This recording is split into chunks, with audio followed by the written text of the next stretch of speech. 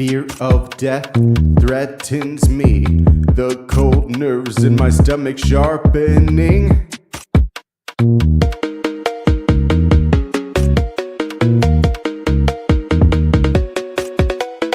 My teeth chattering from an icy tempo, the tsunami of cares clear above my elbows. A scroll of anxiety is transcribing into the theater of my soul. It overflows. Tears over the mistakes over the years. But in my desperation, I raise my hands, begging from my heart, have mercy, have mercy, have mercy, have mercy. And Christ the Savior grabs hold of me. And Christ the Savior grabs hold of me.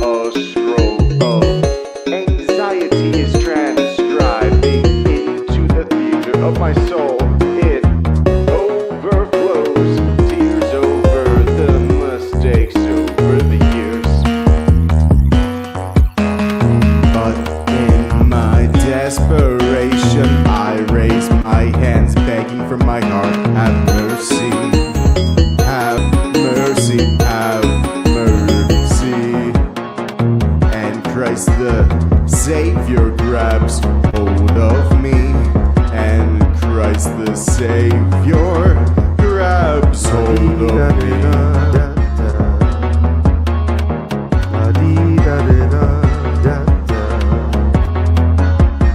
And Christ the Savior grabs hold of me.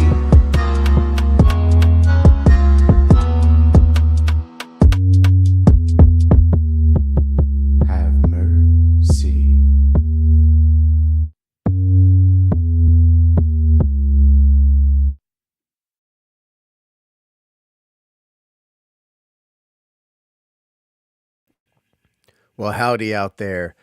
Welcome back to part 2 of World Empire Eminence Greece, an audiobook for free. Although if people want to donate, I've made that option available, both Venmo and PayPal. I think it's Venmo that's in the description. And if you want the PayPal, just let me know in the comments. So where did we leave off in part 1? We went through chapter 1 through 7.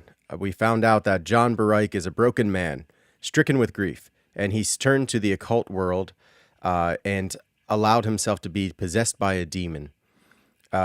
He makes a deal with this demon that he gets sent to hell for a certain amount of time. And the demon is basically using his emotional energy. So all of the grief that he has, all of the sadness and shame that he has, this is all like a battery to this demon. And Barike is starting to realize now, because he has cognitive implants, which makes him way smarter now. And plus he has been able to like manipulate his own energy and learn a little bit more about how the cosmology works in this world. He now realizes that the demon might be using him, which should be obvious. But now with the cognitive implants, we see that Barike is like starting to maybe wake up to this a little bit, which is, a theme of the book. Eminence Greece means the gray eminence, something that pulls the strings in the background. So let me take a look at the comments before we get back to reading. We got Tar Baby Yoda saying, be sure to wear the hood. It adds to the story, Dan. Oh, yeah, that's right. I was supposed to wear the hood. I can do that. Lena says, howdy, Dan. Yoda's like, wait, where's the monk robe?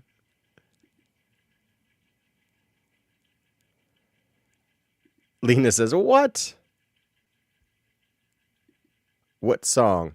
So that song that I played earlier for the intro is called Transcribe. It's part of my newest album called Make Ready that I created during the Lenten season. Pinocchio's helicopter made a cool song about me. Cool. I wish you wouldn't use AI, though. I miss the good old days when humans made songs. I still make my own songs, by the way. That's why they're so bad. So Yoda says, describe the cognitive implants, Dan, more context. It's going to explain that more in the story, but cognitive implants is like a way for artificial intelligence to help the human mind think faster. It also allows other things. So cognitive implants is a huge part of the story. So let's get right into it now, guys. You said I should wear the monk robe. All right, hold on. That's why you guys got to hit the like button, because I do this all for you. I do it for you, the people.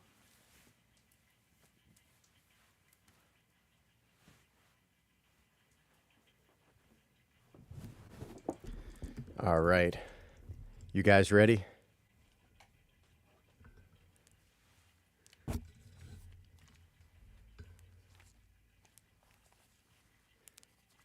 It's like dark storyteller Dan.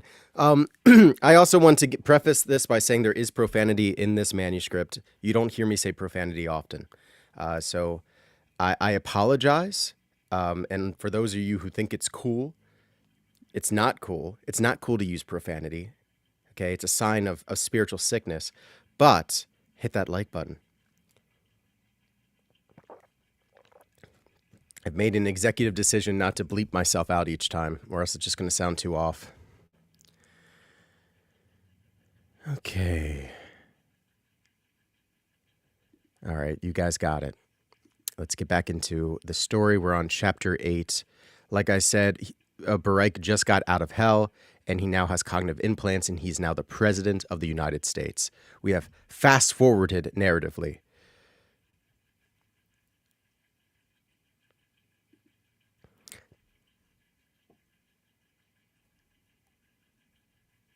Chapter 8.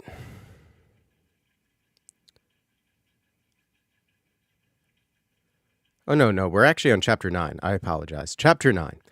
Waking up without a hangover felt amazing, but nothing beat being commander-in-chief of the great U.S. of A.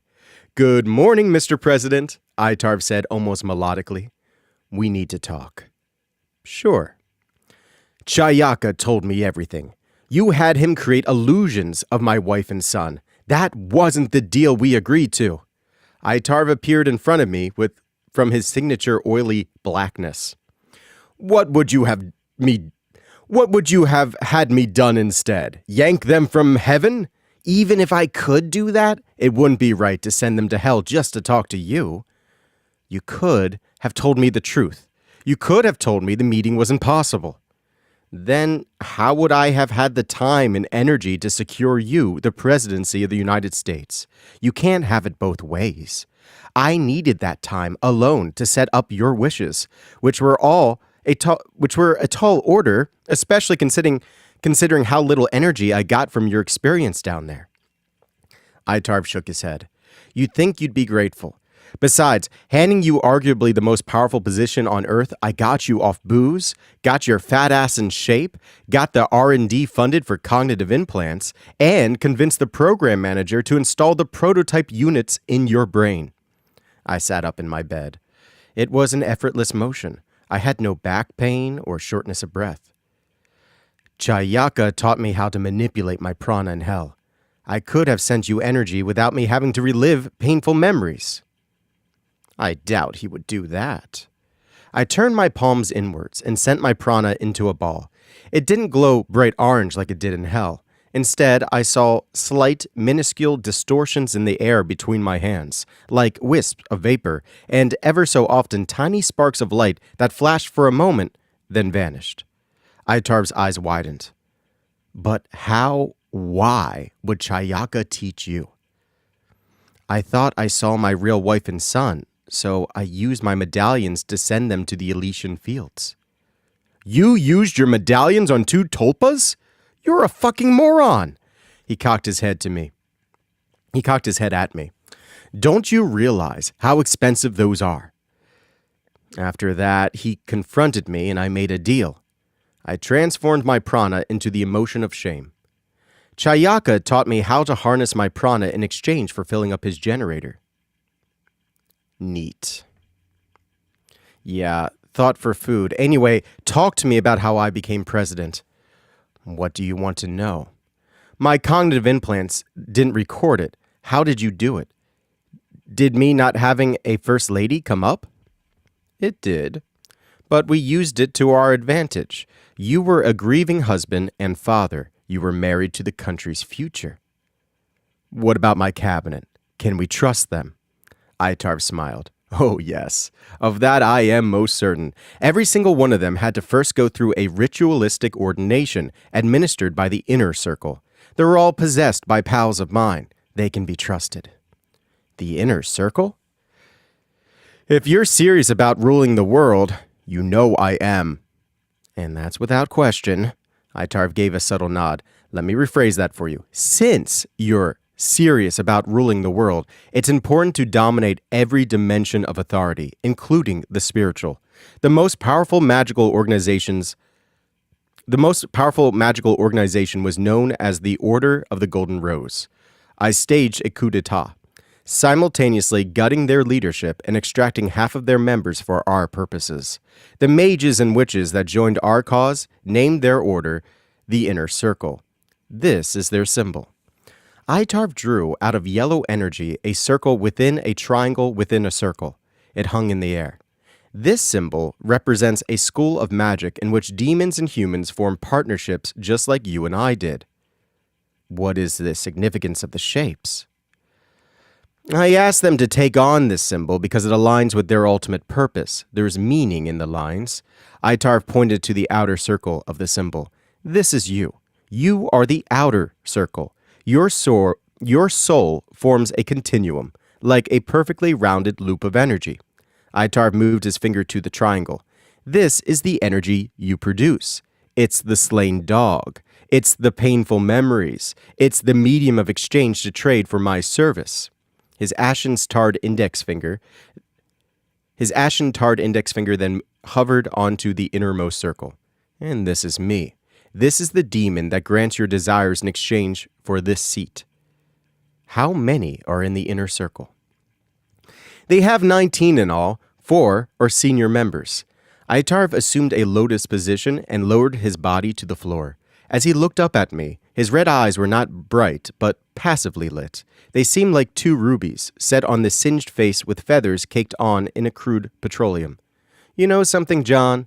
I can feel emotions. Like you see reds, blues, greens. Like you taste salt or smell roses. I read your mind like you listened to an audiobook. But more importantly, I delved through your memories. I know exactly who you are right now. For a quarter of a second, Aitarv's lips parted and curved upward slightly, then relaxed. I've lived for millions of years, most of them in hell. I didn't grow up where I sent you. Chayaka's realm is serene. Where I came from, a place called Novum Castellum, just above Tartarus, war constantly waged between rivaling houses. There were kings, princesses, nobility. Oh yeah? I was a bodyguard to a princess. Aitarv placed an ashen hand on my forehead. Take a look. She was beautiful. She had pale white skin with emerald green eyes. She pinned her silky brown hair with some gold and gem-encrusted apparatus. Her name was Nikolov. Aitarv showed me the spelling of her name in my mind, but the pronunciation of the name was something like Nikolov. Itarv had a gentleness to his voice when uttering her name. He said, "I loved her." This shocked me. I had assumed from the start that demons didn't express positive emotions, especially not love. Chayaka said that the demonic condition is hatred. I loved her, and for a time I think she really did love me. Itarv took his hand off my forehead. But Novum Castellum was a land strife with political tensions and power struggles. There was very little room for love in the royal family. Each marriage was calculated to ensure the maximum utility, typically measured in house alliances. Itarv stopped talking for a moment. I suppose he was thinking on how to make his story short enough for a human's attention span. Or maybe he was reliving some feudal conflict. In the meantime, I surveyed the presidential suite. It felt more like a hotel room, or perhaps a museum exhibit, displaying past presidential portraits, with chairs adorned with the seal, and blue curtains pinched by golden knots. It was a bright, sunny day when Nikolov asked to be escorted on a stroll through the Andirian woods. By this time, I had proven my prowess as a capable bodyguard, and so I was the only person needed to accompany the princess. This suited me just fine. I figured I'd have her in the scenic foliage, far from the notice of nobility. I so enjoyed making love to her. Itarv stopped talking again. His voice hardened. We were ambushed by 10 assailants. I tried my best to protect her, but they caught me off guard, and they were trained well. Itarv took a seat in one of the chairs. Something you should know about demons is we don't die easily. There are legends of some that know of a technique to kill, but it's been suppressed and closely guarded for eons. If enough force is leveled on a demon, however, they will fall into a coma. I was hit moderately hard, so I was in a deep sleep for 3 decades. When I awoke, I found out what happened in my absence. The attackers that kidnapped her were contracted by a rival house, and Nikolov was married off to a prince. He closed his eyes and clenched his fist tightly. I couldn't believe she would betray me like that. What did you do? I asked him. I searched for her until I found her. I asked her to run away with me, and all would be forgiven. She declined. His eyes opened. Her guards overheard the exchange, overwhelmed me with strong magic, and ejected me out of a cannon. His eyes winced. That hurt. You've been shot out of a cannon. In Novum Castellum, it's not as uncommon as you'd think. Then what happened? Satan found me. He claimed he could make me stronger. He gave me the rights to a line of energy. This source of power came from the suffering of tarred and feathered humans who pleaded for an alleviation of pain. How did Satan get those rights? It was an agreement he reached with those people. They were willing to do anything to make the hurt stop. Itarv sighed. Satan could use the energy for whatever purpose he saw fit. He held on to the rights because he wasn't a vampire demon like me, and he had plenty of energy of his own. I found out later that he wanted Nikolau's family, and the family she was married into, out of the picture for a long time. Itarv bowed his head. Once I had that tremendous power, Satan must have known what I was going to do. He looked at me in the eyes, and for just an instant or two, I felt an unsettling connection. I butchered her family. I made her watch. I used magic to freeze her in place. I can bind someone to a location, you see. Here in the human world, it allows me to stop demons from traversing, stops them from traveling through portals. And hell, I can surround demons in ice. They can still breathe. They can still see. He studied the carpet. Satan must have been watching me, waiting for the perfect moment. He tricked me into killing a Nikolov. That's why I needed to betray him.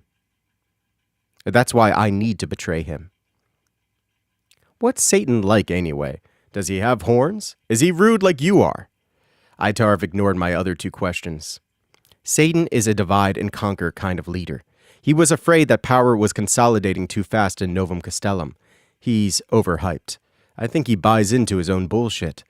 They say he's the most powerful demon king to ever walk hell. Trust me, he's just the latest ruler of a shithole realm, a mere dragon demon hailing from Unum Castellum. Oh? I thought Satan was a fallen angel. Itarv rolled his eyes. That's what he'd like humans to think. Remember that we demons are masters of rhetoric. We've been influencing the human world since the beginning. Do you think I'll ever meet him? I'm sure that'll someday occur. For now, this all needs to be under his radar. He wants to rule the earth, John, and he absolutely isn't to be trifled with. I studied the freshly vacuumed carpet. Satan isn't cool with this? Of course not, dumbass. I've been mostly following his playbook. He shouldn't have been so loud about it. Is that going to be a problem? You're the President of the United States. Itarv grinned. You're protected by the world's strongest military and most powerful magical order. You can do whatever you want. When you're feeling up to it, I'll arrange for a cabinet meeting. I slumped back into my bed, pulling the covers over me. Hey, Itarv? Yeah. Don't ever lie to me again. I fell asleep. Chapter 10. The cabinet was already seated when I walked into the Situation Room. Strangely, there was a seat between each member, and 2 more empty seats beyond that. The Vice President, Eugene Smith, motioned me to sit down. There were 2 empty seats to my left and right. Itarv materialized into the seat to my right. Itarv coughed. I believe introductions are in order. John is new here, remember? Suddenly, the empty seats became occupied with demons. The cabinet looked at Itarv, which felt strange. Up until this point, I was the only one who could see Itarv. I suppose I'll go first. My name is John Edward Bereich, the President of the United States of America. Internally, I applauded my deliberate diction. What a thing to say. You all know me. I'm Itarv of Novum Castellum, partner to John. To my left, a green primate-looking demon said, My name is Bastion. Eugene Smith declared his name and title. A demon with a snout of a wolf spoke up next. I'm Duttler. My name is Kevin Jules, Secretary of State. The next demon had 3 eyes. Faznik here. Larry Steiner, Department of Treasury. An amorphous demon seeming like a pile of pudding bubbled. Rukusha. Carl Ash, Department of Defense. My eyes were glued to the next speaker, a golden, nearly nude woman, seemingly in her mid-20s with large breasts. I go by Plenty. I stayed focused on her as the rest rattled off their name and position. Lori Shoemaker, Department of Justice, Guam. Jennifer Sow, Department of the Interior. They call me Kempfer. Vincent Turner, Department of Agriculture. I'm et neuro. Well, hey now, you're taking quite a liking to Plenty, huh? Plenty winked at me. Oh, I said. Itarv cocked his head. You want me to arrange something for you there, boss man? I must have blushed. Let's just continue on with these introductions. You heard the man, Itarv said. Right, said yet another Caucasian man in a suit. I'm Jack Pritz, and I head the Department of Commerce. Till. Patrick Thackeray, Department of Labor. The next speaker glowed orange, reminding me of my prana in hell. I'm known as Timor. It looked like he wanted to say something more, but restrained himself. Andrew Matthews, Department of Health and Human Services. His cadence had a charismatic quality. I wondered if he had been in show business. Emul. It was a black egg. Jose Enriquez, Department of Housing and Urban Development. This was all becoming a bit much. How could I remember all these people's names, let alone the demons? Where did Itarv find these guys, I wondered. Doshol, a demonic bird announced. Forrest Baker, Department of Transportation. The next one I describe as an oversized praying mantis. Sin Settler. Monty Elliott, Department of Energy. Please, almost be done, I pleaded internally. Co. It was a man covered in noses all over his body and red in color. Donald Ali. I sighed. What's your department, Donald? Sorry. Department of Education. Mr. Ali sounded nervous. The roll call continued. A tall man spoke up with the head of a duck. Wu ya hontonfrassen. You've got to be kidding me. Mark McCarthy, Department of Veteran Affairs. Glenn. He looked like a purple snake, but his name was Glenn. The names began to piss me off. Who's left? I snapped. Itarv asked, Is there something wrong? He could read my mind. He knew exactly what I was angry about. No, Nothing is wrong. Please continue. The only black man in the room raised his hand meekly. Just me, Mr. President. I'm Secretary of Homeland Security, Charlie Johnson. Good. We're done then. I looked around the room. That was about as riveting as a phone book poetry slam. One of the demons, Till, forced a laugh. Good one, sir. He looked like a regular guy, except he had tattoos everywhere and gave off a hazy aura. Don't be a kiss-ass, I said to him. I surveyed the room of humans and demons. Only the humans had cups of coffee in front of them. It reminded me of the Knights of the Round Table, except none of the members stuck out, except for Plenty. I wondered if Itarv was being serious about that offer to meet with her in private. I wasn't sure I even wanted to have sex again. That may open me up to new vulnerabilities. It had been so long since I engaged in that kind of messy activity. Heart disease made intercourse unhealthy for me a decade or so ago. Now that I could do it again, I wondered if it would be worth the trouble it might bring. Okay, I declared decisively. What's the major crisis of the day? Carl Ash spoke up. China and Russia are increasing pressure in the Middle East conflict zones. Publicly, they're also calling into question our credit worthiness due to the mass hikes in debt we've incurred from the GI Bill. On that note, Larry Steiner said, the Federal Reserve is threatening to increase our interest rating. Yet, it was finally here. I was the President of the United States making the decisions. I was the most important man in the world. Carl, right? Yes, sir, he replied with the discipline of a soldier. I like that. How many aircraft carriers and nuclear submarines are currently in service? His eyes moved to the top right corner of his sockets. 22 aircraft carriers. Another one is on the way, currently being constructed as our first amphibious model. As for nuclear submarines, we have 77 in all. The Ohio class, the best we've got, numbers 18. Good. I want you to deploy 5 aircraft carriers off the coast of Russia, 5 off the coast of China, 3 off the coast of the Middle East, 2 by Europe, 2 by Africa, 1 by South America, 1 by Australia, and the final 3 defending America. Make that 2 on the East Coast, 1 on the West. I want these ships in nuclear striking range. I looked at Itarv and then back at Carl Ash. Deploy our nuclear submarines in concomitant quantity. I'll leave those specific logistics to your and your team's judgment. Carl Ash's face turned pale. The ambience of the room shifted. My cabinet surveyed each other. The air felt thicker, stagnant like the interior of a coffin. Andrew Matthews shot up. What are you thinking? Do you want a nuclear holocaust? Timur, his demon, wordlessly urged him to sit down. I stared at the man straight into his eyes. What's your name again? Andrew Matthews. I wondered what that looks like in cursive. I'll expect your signed resignation in the morning. I shot my unkindest gaze at him. I dared him to insult me again.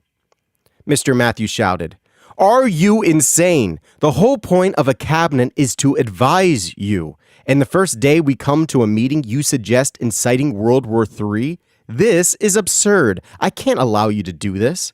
You can't allow me to do this. I spat out a hefty laughter, reminiscent of Itarv's, driven by this kind of inebriation from absolute power. Don't bother with the resignation, then. Wait, what? What are you saying? I could now taste the fear radiating off of Mr. Matthews. Timur, I said to the orange-glowing demon, you support my regime, do you not? But of course, President Baraik. Ah, good. Then I will have to ask you to possess Mr. Matthews and have him commit suicide. Once that has happened, you have my assurance that you will be placed in his successor. Timur looked at Itarv for confirmation. Itarv nodded in affirmation.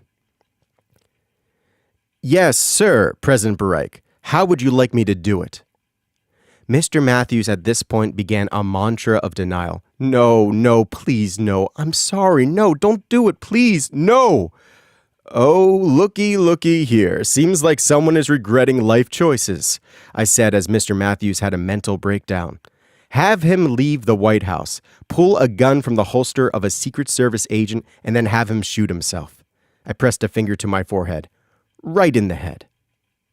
Mr. Matthews shook his head. No, I won't let you. I'm not moving from the spot. God, please help me.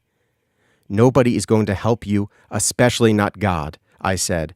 And do you know why? Because I own this country. I own you. Soon I will own the whole goddamn planet. But you're not going to live long enough to see that day, will you? No, poor Mr. Matthews will be blowing his brains out now. Timur entered the body of Andrew Matthews. Have a good one. I waved goodbye, like waving goodbye to a baby you don't have to hear cry anymore. Robotically, Matthews marched out of the Situation Room. He seemed like one of those marionette puppets. The look on his face was priceless. I imagined he wished it was all a nightmare, yet he couldn't deceive himself. He knew he was out of control. He was going to die. Everything he was, everything he could ever be, was ending because of me. I bet he regretted angering me. The cabinet members expressed silent shock and horror. I smiled, locked my fingers together, and leaned into the table. That was an interesting first meeting with you folks. You understand your orders, right? Carl Ash? A few seconds passed, then he snapped to, Yes! Yes, of course, sir. I'll engage the deployment of naval assets immediately. Larry Steiner. Yes, sir? He stuttered. I haven't forgotten what you had said earlier. I'll have to exchange a few words with the chairman of the Federal Reserve. Oh. Larry's mannerisms betrayed his struggle to remain calm. Would you like me to arrange something between you two? Sure. That would be lovely. Make it 5 p.m. tomorrow. Consider it done, sir. Good. I scanned the room one last time, savoring the look on their faces. I suppose we can call this meeting closed then. A loud gunshot sounded. Within moments, the Secret Service busted into the room. One of the agents said, Sir, there's been an accident. We need to escort you to a safer location. Chapter 11. Here, let me pause here and take a look at the chat. What are you guys thinking so far in the story? Miss Bareik is still a pretty bad guy, right?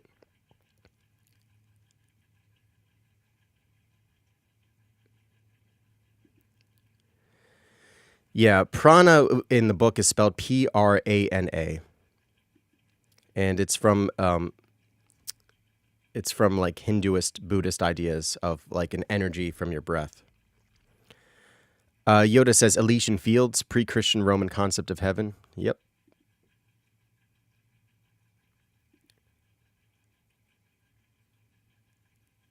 Lena says that was so sweet of Pinocchio's helicopter to make a song about her.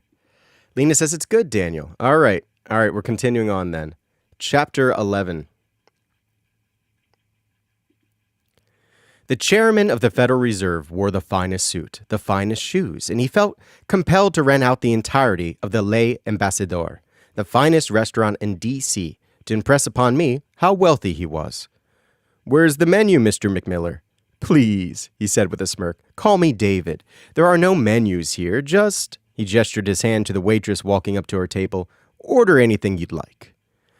I looked at his wrinkled white face, then at this pretty young waitress. Anything? Mr. McMiller nodded. The waitress stood there, ready for someone to order. She looked to be in her mid-20s. I wondered how many politicians she overheard gloating about their schemes and their nice things as she served these tables here in the heart of American politics. Did she get paid a decent wage? Did she hate them? For a moment, I considered if I wanted to have sex again. To start over with a new relationship, to find a new wife, might fill the void in my soul, I allowed myself to think. No. That would distract me. Besides, all love ends the same way, in miserable loss. I suppose I'll go first then, McMiller said. I'll have the lobster tail and truffles. The waitress took notes. And what would you like to drink? A billionaire highball, please. Her coffee-colored eyes turned to me. For you, sir? I smiled. I'll have a Philly cheesesteak sub and a ginger ale. Those beautiful eyes turned to the man treating me to dinner, then back at me, then down at her notepad, touched a few dangling strands of her brunette hair, and then back at me again. We only have Wagyu beef here. Is that okay? Sure. I turned back my focus on Mr. McMiller as she left the table. What kind of beef did she say? He cocked his head and then bobbed up and down. Oh, right. Yes, that's right. You're only recently acquired your large sum of wealth. His black tie, interspersed with red four-sided diamonds, glistened in the light. This restaurant's beef comes from Japanese cows, who are fed beer and given massages throughout their lives. It's supposed to enhance the flavor. I leaned forward. Let's talk shop. My advisors tell me that you're worried about our spending lately. Mr. President, can we wait until after we've at least eaten a bite? I'm famished. I didn't like the way he spoke to me. I could tell. He thought he was better than me. If you don't cooperate with my agenda, I'll gladly take the poll boost when I decide my next radical step is to dissolve the Federal Reserve. I reminded myself that my implants made me the smartest man. Mr. McMiller seemed taken aback. You should see the look on his face, Itarv, I thought in my mind. I can see just fine, he said to me without appearing. You really ought to be careful when dealing with these guys. They're possessed by higher-ups in Satan's army. Does that mean we can control him? No, Itarv said. They're loyalists to Satan's army. Haven't you been listening? The waitress came back with our drinks. The glasses had the Les Ambassadeurs logo engraved with gold leaf. Your meals will be ready soon. She had a soft voice. After the waitress left, Miss McMiller's face turned red. Do you have any idea who you're talking to? Threatening me like that? Do you think we're going to let some random peasant with your pedigree tear down everything we've worked so hard for? We've centuries invested. 3 mistakes you've made just then. I presented 3 fingers on my right hand. 1, I'm not a peasant. I'm a multimillionaire. I coiled down my 4th finger and secured it with my thumb. 2, I'm far from random. More people voted for me than any president in the history of this nation. I lowered my index finger. And 3, I don't like your tone of voice. I left my middle finger up. The chairman scoffed. A millionaire, you say? Your insane run on the deficit will make even that accomplishment meaningless. He rolled his eyes. The president. That position comes and goes. We're the kingmakers. Do you understand what that means? You didn't make me king, Mr. McMiller. He took a sip of his drink. That's true. We didn't make you president. But we can strip that title away from you in far less than 4 years. I wouldn't cast threats if I were you. McMiller laughed. You must be joking. You began this conversation with a threat larger than you could wrap your tiny mind around. I stared at him. I wondered if I'd be able to see his demon, like I could see the demons that lived inside my cabinet. I reminisced on making Andrew Matthews commit suicide. I wish I could do the same to David McMiller. I've always hated rich people. It felt strange to be one now. Strange because that hatred didn't leave me. It commingled with the surge of authority and power I now possessed. The waitress came back with our dishes. Both looked extravagant. My cheesesteak hoagie was the full length of the rounded rectangular plate it came on. It had 2 dishes of sauce to dip it in, 1 cheese and the other onion soup. The sandwich was cut into 8 segments. I immediately dove in. This was by far the best sub I've ever eaten. It wasn't greasy like I was used to. The meat was tender and slightly rare on the inside, despite being strip cut. The bread tasted artisan, Italian, with Assaggio cheese melted onto it in a double helix pattern. McMiller, across the table, chewed on lobster meat dipped in butter. That made me realize I could try dipping my sandwich in the sauces. I tried both. It was supremely good. I struggled to decide whether or not I'd want to take the next bite plain, dipped in the cheese sauce, or dipped in the homemade onion soup, the most delightful indecision. This is the hero of all sandwich kind, I told him. Great. I'm glad to hear it. Itarv appeared in front of me, hovering over the ground with his arms crossed. I know what you're thinking, John. He shook his head. If you talk about your plans, even in the form of a threat, you'll risk everything. We aren't ready for Satan to know about the world empire. Swallow your pride for once. I spoke using my inner voice to respond. Do you think we could cut a deal with him? Let him think we'll give him and his cronies high positions if he plays ball? No. Trust me, Satan has already promised them a great deal. They figure they're the top dogs. Geopolitics is their bread and butter. In their eyes, you're lost in their world. It's best to let them believe so. When the time comes, we'll surprise them. Hustle them, eh? Itarv smiled. Correct, John. I finished the last morsel of the delicious submarine sandwich, washing it down with the fizzling ginger ale. That was truly an amazing meal, Mr. McMiller. It better be for the price. He ate a truffle. Itarv's eyes widened. Apologize. Now. Your life and my life depend on it. Internally, I thought, I don't say sorry. It's a sign of weakness. I've nothing to be sorry for. He needs to know the Federal Reserve can't dictate fiscal policy in my administration. Itarv's red eyes brightened. Do you know what I risked when I agreed to making you ruler of the world? If you fail and Satan figures out what I was working on, he's going to strip me of my power, have me tortured over and over, then lock me in a box under miles of soil. I focused on the bubbles that clung to the insides of my glass of ginger ale. I watched as one let go and floated to the surface, popped, and ceased to exist. Listen, David, I was wrong to threaten you. I had gotten carried away with the new position, letting the office get to my head. I promised to respect the positions held at the Federal Reserve. I'm looking to spend a lot of money in a very short time frame. I felt a knot in my throat. This felt disgusting. Would that work for you? Sure, John. That suits us fine. We'll collect interest. It's not like the American dollar is going anywhere anytime soon. It seems that we've come to an understanding then. They're just words, I consoled myself. We'll speak with action soon. A part of me wondered if this was my feeling or Itarv's. He floated in front of me. He seemed to approve of what I was saying. Excellent. McMiller's phone let out a blaring tone. Well, I've got to get to another meeting. It was a pleasure, Mr. President. I shook his hand.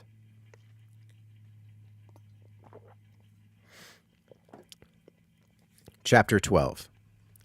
Everyone at the cabinet looked so weak, as if they were whimpering in front of a loaded gun. I hated them. Okay, I said. I can tell something is bothering you all.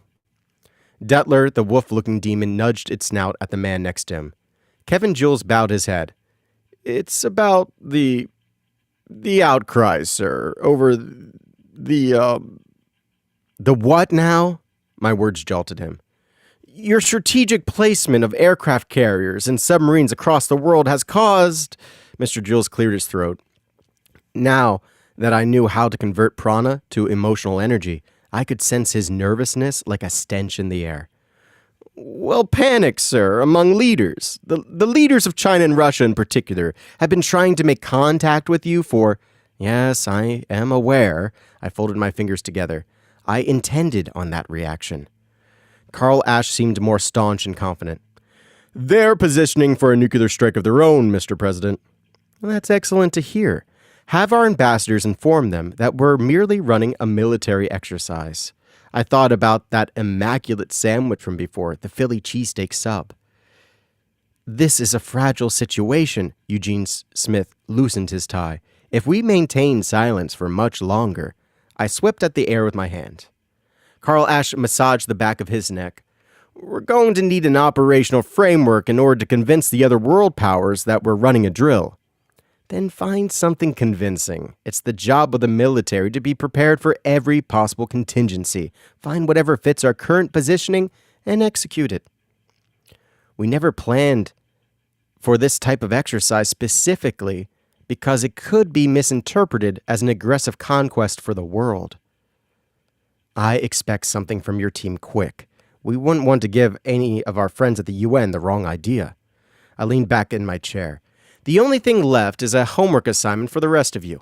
Draw up a list of 10 items you'd like to see happen on the most liberal budget, your dream projects. Blank check.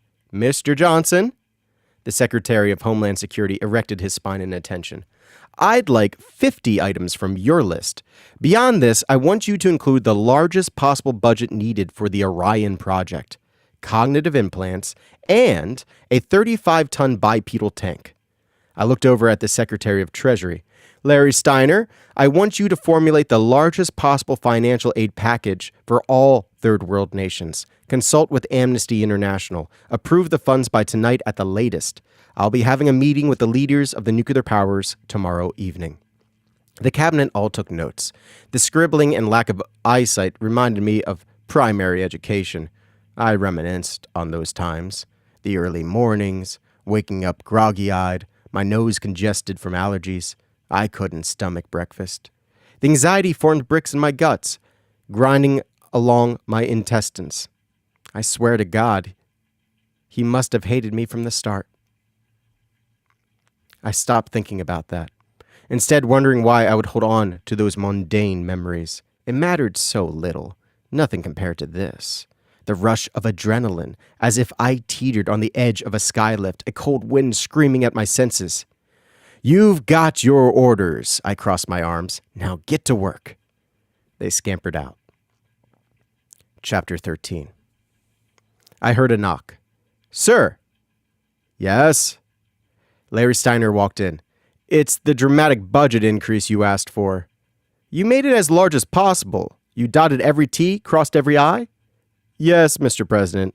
It used up all our intergovernmental assets, the current loans, everything. Print more. The Treasury's request was denied. Those Federal Reserve bastards. I'll deal with them later. Instruct General Radcliffe to send his best men to force their compliance. You want me to tell him? And on second thought, double the budget, whatever it is now. Mr. Steiner nodded and left the room. Chapter 14.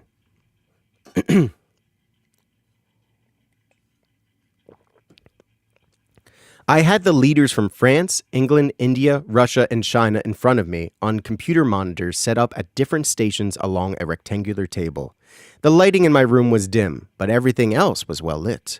Ivan Bobko, the Russian premier, shouted in his foreign language. Then the translator cut over his voice.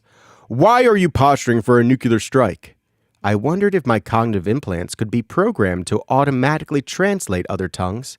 I made a mental note.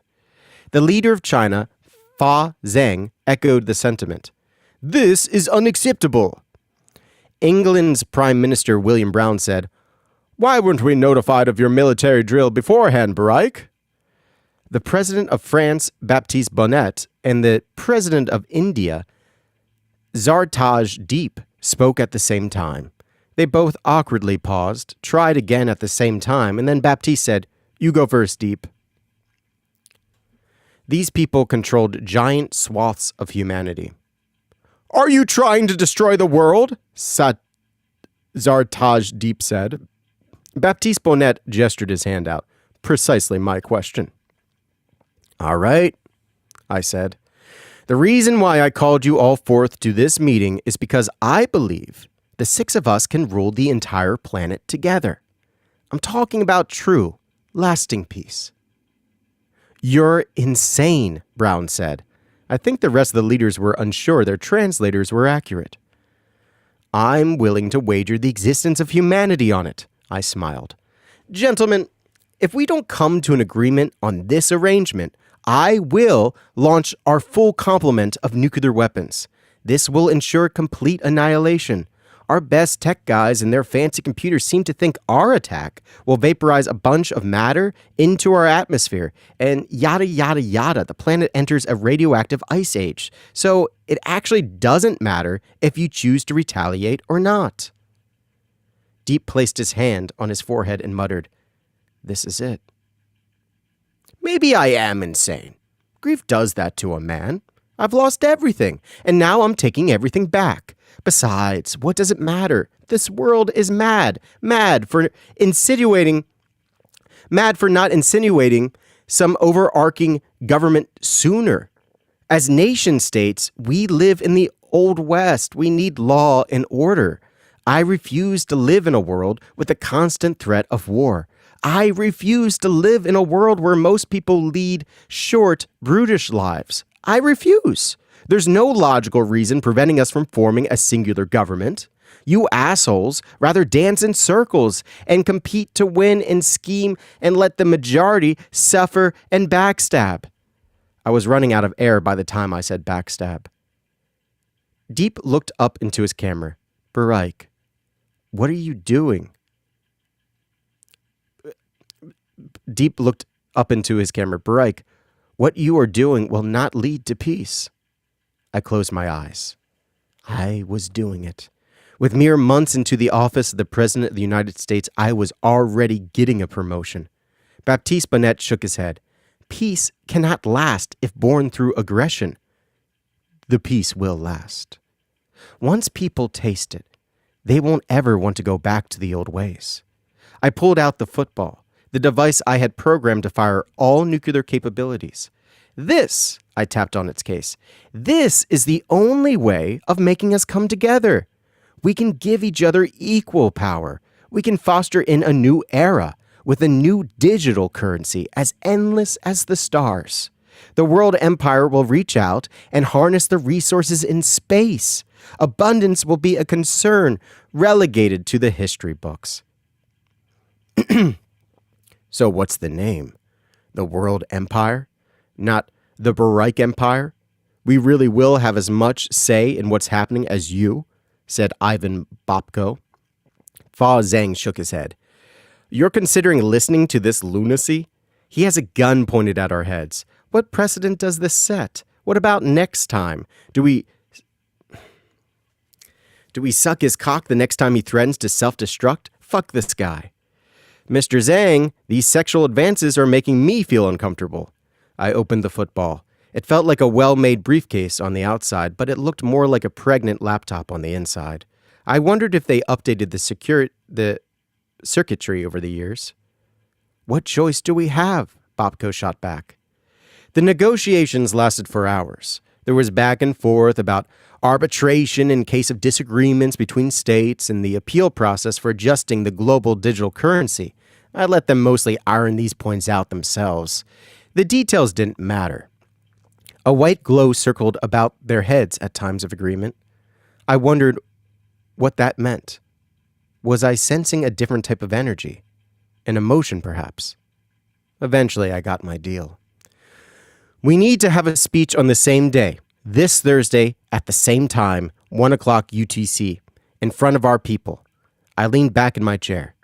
Military and intelligence integration will commence shortly thereafter. What about the other countries? Mr. Deep said. What do you expect them to make out of this? Do you think they'll stand for an imperial takeover by the nuclear powers? I shrugged. What about them? If any of them secede, we'll occupy their lands with our armies. Look, we are the top dogs of the world. It's finally time to start looking out for us. It's only natural for power to consolidate. Evolution, survival of the fittest and all. This is our show now. The people of the world will grow to love our new regime. It'll provide unity, safety, comfort, and everything else anybody has ever wanted. But the world can have those things without a one-world government. We could just work together without a centralized authority. Systems like the United States and treaties work fine to ensure a unity that doesn't, at the same time, strip away autonomy and diversity. Mr. Deep was starting to get on my nerves with this shit. I folded my hands together, bringing them to my lips. That might be okay today, but what about tomorrow? What about the next large terrorist attack? The next major natural disaster? The next resource disagreement? With the world focusing its might as one voice and solidarity, we can solve any issue that comes our way. Is there a way to dissolve this monstrosity by popular vote if it becomes what I fear? The left corner of my mouth involuntarily reached for my ear. Of course, Mr. Deep. This man is not to be trusted. I can sense a demonic aura around him, as dark as... His eyes lost focus, and the white light was back. Give it a rest, Prime Minister, Bobko said. He has assured us already of this whole thing being reversible. Let us put it to a vote. Hear, hear, William Brown called out. Fa Zeng bowed. He's right. We've heard enough, and I'm tired. Indeed. Baptiste Bonnet looked like he was trying to swat a fly that wasn't there. Get your hand away from that nuclear launch device. We'll try your idea, but know that I still consider you undeniably insane. That's fine by me, I saluted them. To world peace. The leaders echoed my gesture in verbal commitment. Mr. Deep nodded and whispered, God help us. One by one, their monitors blinked off. When the last of the screens went dark, I said, So, what did you think, Itarv? I think you're becoming quite the statesman. He appeared in front of me. And I've also been reading your mind. This latest plot of yours is impressive. You almost make me proud. Oh, so you noticed the theatrics I had in mind, did you? I must have smiled wildly. Do you think you and your friends could arrange it? It would take an abundance of coordination and power. Itar pointed his chin upwards. I could call an emergency meeting with the leader of the inner circle, Malthus. It's asking a lot. Tell me about this, Malthus. Itar breathed in deeply, held it for a moment, and then let it out. If anyone could do it, it would be Malthus. I chose him to lead our spiritual arm because he was intensely pragmatic and unafraid of unleashing his more sinister side. He always believed that Master Lucian avoided magic that might be construed as self-serving at the cost of others' suffering. He meant this in a particular way that I find fascinating. You see, Master Lucian's beliefs dictated a mild pacifism, an unwillingness to kill any sentient being. That included demons like myself. Lucian wouldn't teach anybody how to kill demons. He instructed his students at the Order of the Golden Rose to banish, so they banished. We always came back, and the play continued, on and on. Satan killed any demons who knew the death technique, and Master Lucian forbid the killing of demons. Lucian made us practically immortal. And where is Master Lucian now? Itarv cracked a grin. He's dead. Itarv ascended into the air, soot excreting from his rise. It's perhaps ironic that Malthus, who took issue with Master Lucian's refusal to kill demons, is now working for a demon-possessed man, as it were, and installing demons into power. Malthus' biggest gripe with the Order of the Golden Rose was the limitations they placed on the fulfillment of complete potential. He wanted to be more than what they would allow him to be. He wanted to explore his darker nature. They only offered techniques to dissuade it. His path is the ideal sorcerer, if you ask me. He seeks to be whole. You sure think highly of him, don't you? Itarv's grin vanished. No. I've told you before, and I'll remind you as often as needed. I despise all humans, including you. You're only tolerable because of your demonic qualities and usefulness. Right. For some reason, it didn't bother me anymore when Itarv insulted me. It was like playful banter at this point. Do you think I could learn how to use magic? Itarv descended to the ground. You're already learnt how to manipulate energy. That's a big part of magic. Then I want to take lessons. I left my leather chair. Why? You have me, my friends, and the inner circle to cast for you. I know that, but magic interests me. Besides, what if you weren't there for some reason? And what reason might that be? I thought about that for a little. What if you had to go to hell to deal with something, leaving me alone? As you know, time moves 4 times slower in hell. Any trip would be insignificant. I don't want to be vulnerable, not even for a second. Itarv's eyes glowed bright red. You're so afraid of losing power. That's good. But be careful. Careful of what? Why shouldn't I be afraid of losing this power? It's the only thing I have. It's my only reason for living. Truer words may have never been spoken. Those red beams of light dulled back to normal, relative for him anyway. By being careful, I mean don't let that driving force, that fear, accelerate you so fast that you drive off a cliff. As wonderful as that piercing anxiety might be, it can overwhelm your judgment. Fear is a wise, but fiercely loud voice. That's deep, Aitarv. Are you sure you're not related to the Indian Prime Minister? Good one. Arrange for a meeting with Malthus, the presidential office, noon tomorrow. Chapter 15.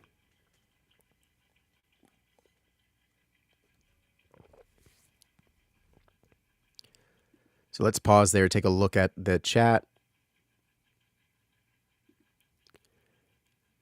Yoda says a Wagyu beef cheesesteak would be greasy but good. Yeah, I agree. This was during a time when Wagyu beef wasn't like a well-known thing. I don't think. Wasn't super well-known. It's like, again, I wrote this around 2015, 2016. And yeah, the idea was like, he's ordering something very profane. That's a central theme in this is the profanity. Like, not just the words profanity, but like the rituals that he does is intentionally profane. And even him eating that, something that costs a lot of money, but as like a cheesesteak, is a profanity. So look for that through the narrative. What you notice now is that Baraik is trying to get more and more power, and now he also wants to have spiritual power. He wants to have what, he notices that Aitarv really respects the magicians. Originally in the novel, at the first chapter, he says, I hope that you were a sorcerer. And so he's thinking now, man, I would like to have that power. He wants to have every kind of power possible. So he is definitely addicted to power. So let's get into this meeting with the magician. Chapter 15. Malthus walked into my office with a swagger that must have been commonplace with these sorcerers. He wore an all-black robe. Take a seat, I told him. I've got your first major mission. He sat accordingly. I see how it would seem that way from your perspective, but Aitarv had us run many important missions in your absence. Will he be present for this meeting? He'll be observing, and nothing more. I hope that Aitarv would stay invisible. Ah, so what is it that you had in mind? I need you to have disposable hitmen possessed and under your control. I also need the next in line for the nuclear powers possessed. And I need you to put a spell over me so that the injury won't be fatal when I'm shot too. Malthus stared at me with a blank expression, almost lifeless, not seeming to breathe. I began to wonder if time had frozen until he finally said, You're asking me, in the span of today, tomorrow, and the next day, to have high-profile officials possessed. Find both the homeless humans and demons necessary to create disposable assassins, as well as ensure that you aren't killed when you're shot in the head? Is that right? That about sums it up. Malthus shuddered. I'm fairly certain that's impossible. Do you have any inkling how magic works? I don't have to know how magic works. That's why I pay people like you. I shot an irate gaze downrange. I hoped it burned through his skull. I hoped he could feel it. I assumed his type was sensitive to that kind of thing. Trust me, Malthus, I will find a suitable replacement if you fail me. How would I even find these replacement heads of state to put them through the ritual? Do it remotely. He massaged his forehead. A possession rite is too complex for that, Baraik. At the very least, we would need artifacts from them, a lock of hair, some pictures, intimate facts about them. Even then, there's no guarantee it would work. You're going to make this work, or you're not going to be alive in a week. Malthus looked almost in tears, and then in a flash buckled his fists and clenched his teeth. I've sacrificed more than my fair share for the creation of this dream of yours. I've betrayed friends and mentors that I grew up with. I've gone to the depths of hell searching for the right candidates when even Itarv was at a loss for who to trust, or more accurately, who we could reliably control. It was me and my order that got you to where you are. How can you be so ungrateful? What did you think was going to happen when you agreed to kill your friends for a demon that possessed someone like me? I'm giving you the sweetest gig of your life. I'm letting you do whatever the fuck you want as long as you meet my needs first. Malthus closed his eyes. I would need an unfathomable amount of energy to pull this off, and that would be with the full combined effort of the inner circle. Great. Now figure out how and where to get that energy. That's the issue. I could tell he was restraining his rage. It made me feel superior. He understood that I could and would end him if he didn't comply. Itarv appeared in a plume. Malthus's eyes tracked him as he levitated and rocked back and forth between us. I've got an idea. Why don't we focus on the assassination aspect and your miraculous survival? Who cares who takes the place of the other members of the World Empire? We'll deal with them when the time comes. Besides, the people succeeding the dead will be scared shitless. I wondered if Malthus would construe Itarv's intervention as weakness on my part. Of course, the vampire demon could read my mind, and so whispered in my head, John, we're partners. This is for you. Malthus looked to me for an acknowledgement. I like that. Fine.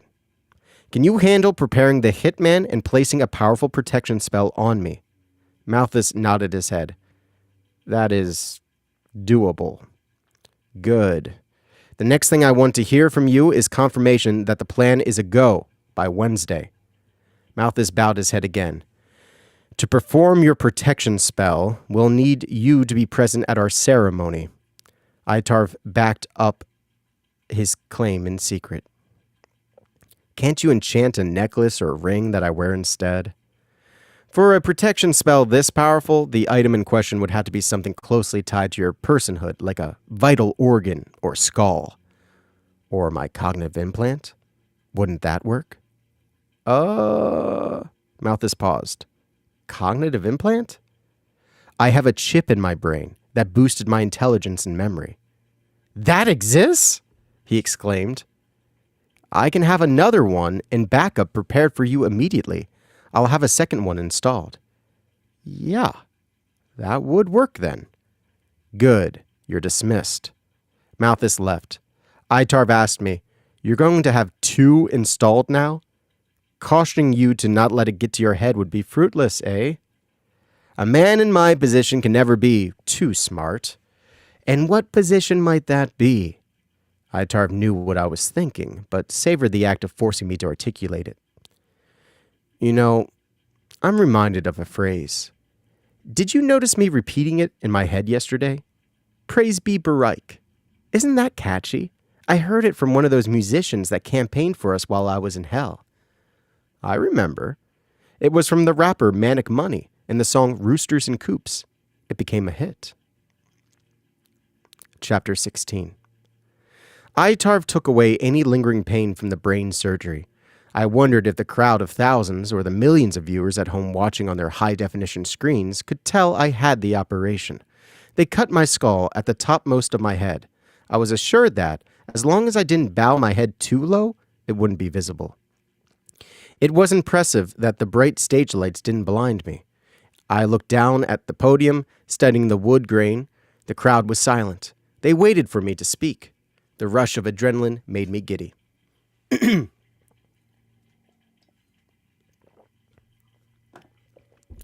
Would you like me to take over, boss man? Itarv offered. No, I said mentally. Tell me when it's 8 o'clock p.m. 20 seconds. I wondered if Itarv was right about my greed for more control. At this pace of power ascension, I felt addicted. Would even the world empire satisfy my hunger? I pushed the thought aside. Now wasn't the time for that. It's time. I closed my eyes, took a deep breath, opened them, and began. Good evening, everyone. 4 days ago, I had a meeting with the leaders of France, China, Russia, England, and India. After a lengthy discussion, we agreed to put our differences aside and commit to a lasting peace. I paused to gauge my audience reception. Nobody clapped. They seemed even quieter now. This agreement was born out of necessity. It should be no secret that practically every nation on Earth has accumulated severe debt, as has its population. The American dollar, the euro, the ruble, the yen, etc. are losing value faster than fiscal reforms can keep up with. Ladies and gentlemen, we have been living a lie. We've been on a sinking ship for decades. It's time to make a change. The United Nations was a joke. It didn't get anything accomplished. What this world requires is one, here I presented my index finger, unified voice, one accountable body of governance. I put my hand down. This is why we are announcing the formation of the World Empire. All laws in your regions will remain in effect, unless otherwise noted. A petition process will allow the people to peacefully reform their legal systems, and all 6 emperors will convene on its implementation after a significant consensus is formed by the public. The establishment of a new digital currency will replace all previous mediums of exchange. Membership and participation in this system will be automatic. You can easily convert your money over. I expected some kind of reaction, but the crowd seemed dumbfounded. I continued on. As a new citizen of the World Empire, you will be given a unique tax code determining how much you will owe in taxes every time you make a purchase. This will also dictate the exchange rate during the monetary transition. For example, a multimillionaire such as myself will receive less credits per dollar than, say, a single mother making $30,000 a year annually. In addition, debt of all kind will be erased. The crowd let out a roar of approval. You'll be given free health care, free higher education, and free utilities, including the internet. More applause resounded. I waited for them to calm down. I knew I didn't have much more time, so I skipped parts of my speech. Your grandchildren will be fascinated that we as a people of one planet chose to live in such a fractured, violent, corrupt system. They'll wonder how and why we put up with the banks robbing us blind, the senseless wars, the unchecked environmental abuse, and the other things that led to universal suffering. You'll be stumped for an answer. Life is going to get so much better. We're going to be putting human effort towards gathering resources from outside the Earth, exploring the cosmos, reversing the damage we've done to our planet, and developing medical advances like the cognitive implants I had installed. This is our... I was cut off. The demonically possessed hitman shot me in the head with a .308 Full Metal Jacket bullet from a bolt-action rifle. I was told he was tackled by the crowd before the Secret Service had time to arrive on scene. When I came to, my world was blackness. I wondered if the bullet had hit my visual cortex, would I ever see again? Then I considered that I might be in hell, or a part of hell with poor lighting anyway. Perhaps this was what it was like to be nothing. Despite these eerie thoughts, I was calm. I reveled on how much power I managed to accumulate before I had been shot in the head. I became the president of the most powerful nation in the world. I became the president of the most powerful nation the world had ever known, and I was in the process of becoming the de facto ruler of the world. I wondered who would take my place if I had died. Would it be Eugene Smith, my vice president, or perhaps the successor to one of the other nuclear power states like Russia? Hell, they might all work together like the plan stated. This is all very interesting to hear, but I wanted to give you an update. Itarv, is that you? Where am I? Virginia Hospital Center. I'm keeping your vitals low so nobody knows you regained consciousness yet. That way, we can have a chat before the whole room explodes in jubilee. In jubilee? John, you should see it in the news. Itarv appeared in my mind. You're still in a coma, yet it has been heralded as a miracle that you didn't die like the rest of the leaders. People are calling it an act of divine providence. What about the successors? What have they been doing? There's still so much chaos from the assassinations.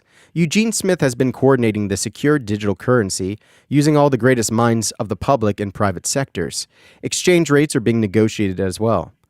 Have any countries rebelled against the world empire? Itarv cocked his head. Strangely enough, no.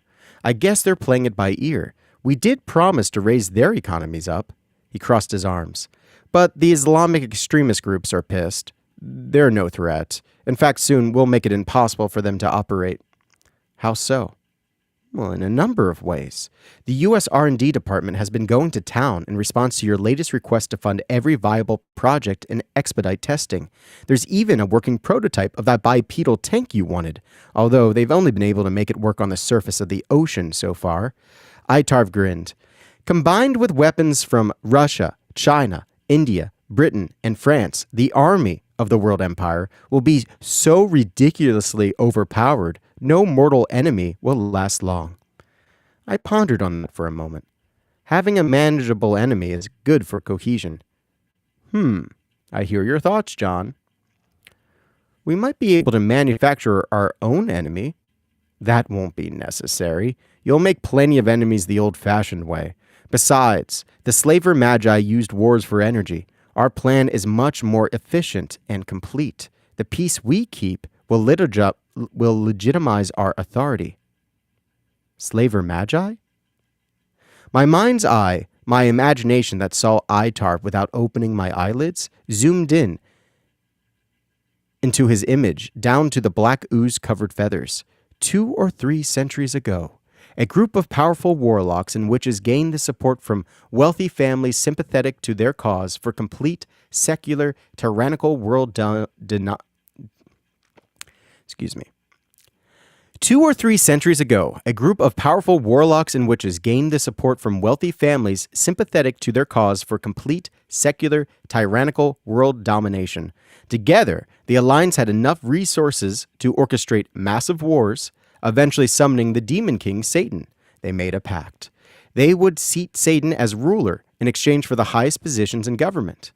Itarv sent me animated images of shadows gathering around a flame. Gold coins drifted down. Men with long rifles with affixed bayonets ran into each other. Their eyes were wide and fearful. Satan had been working with the slaver magi and some wealthy families for many generations to create global tyranny of the human race. Red saturated my sight. Everything zoomed back out, revealing I was looking into Itarv's right eye. Do the slaver magi know of the inner circle? The slaver magi are gone. A special operation from CSOC took care of them while you were in hell. It was one of my first orders when you ascended office. CSOC? Covert Special Operations Command. They are a strike team that reports directly to the president. Their existence as a unit and their operations are not made public. I thought about any possible vulnerabilities. What about these new leaders of Russia, China, India, Britain, and France?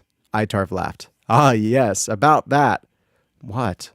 Your boy Malthus is on it. He managed to get every single successor to agree to their possession right, except for one.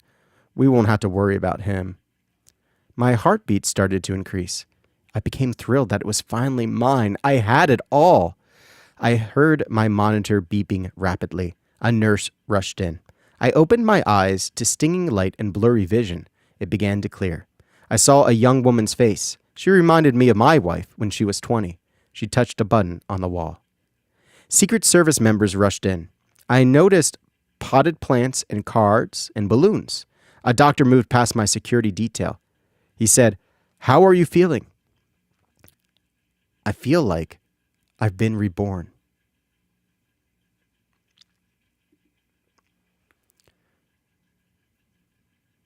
Chapter 17.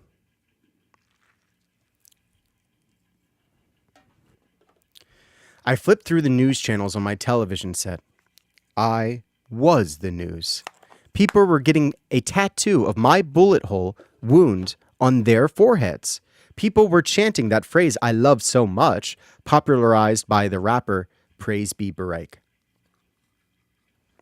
People were registering for their personalized tax codes at a larger turnout than any presidential election. And these weren't just Americans. People on the other side of the world danced in the streets that I survived. Buried in the noise of celebration, I read admonishment in the ticker. Supreme Court rules world empire unconstitutional. House leaders and senators call for impeachment.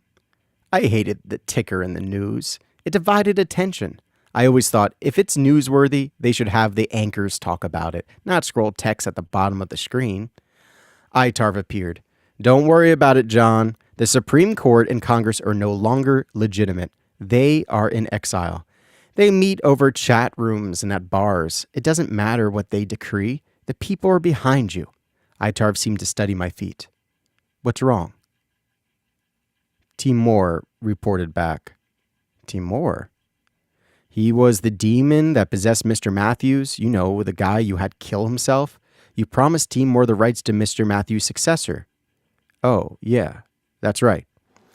Timur is reporting that Satan is growing suspicious. He tightened his lips. Killing the slaver magi, the generation of so many portals without Satan's approval. Your world empire speech, it's all causing him to wonder what's happening. Should I meet with him then? You? Itarv tapped his foot. And say what? No, absolutely not. I've never seen Itarv so worried. In fact, I had never seen him worried. Maybe I could tell him I'm loyal to him, I offered. He doesn't want your loyalty. He wants your throne, you dolt. We're ruining his plan. There's got to be something we could tell him. We just need to redirect him until we gain more strength, right? Itarv grabbed his forehead. I can't fuck this up. Do you know what he'll do to me? I felt sympathy for him. What if I ensured that the world empire wouldn't invade hell? No! Itarv's eyes widened. That would imply that we had the capability and intention. What if... No, just shut up for a minute and let me think. Itarv disappeared. Something felt odd, hollow. Where'd you go? There was no response back. I had the distinct sense that Itarv no longer was present. Even when the demon wasn't interacting with me directly, I could tell he was with me. That feeling became even more apparent after spending time in hell and learning how to harness my prana. I attempted to brainstorm what to do about Satan, but I got hung up on wondering what he looked like. Was he red?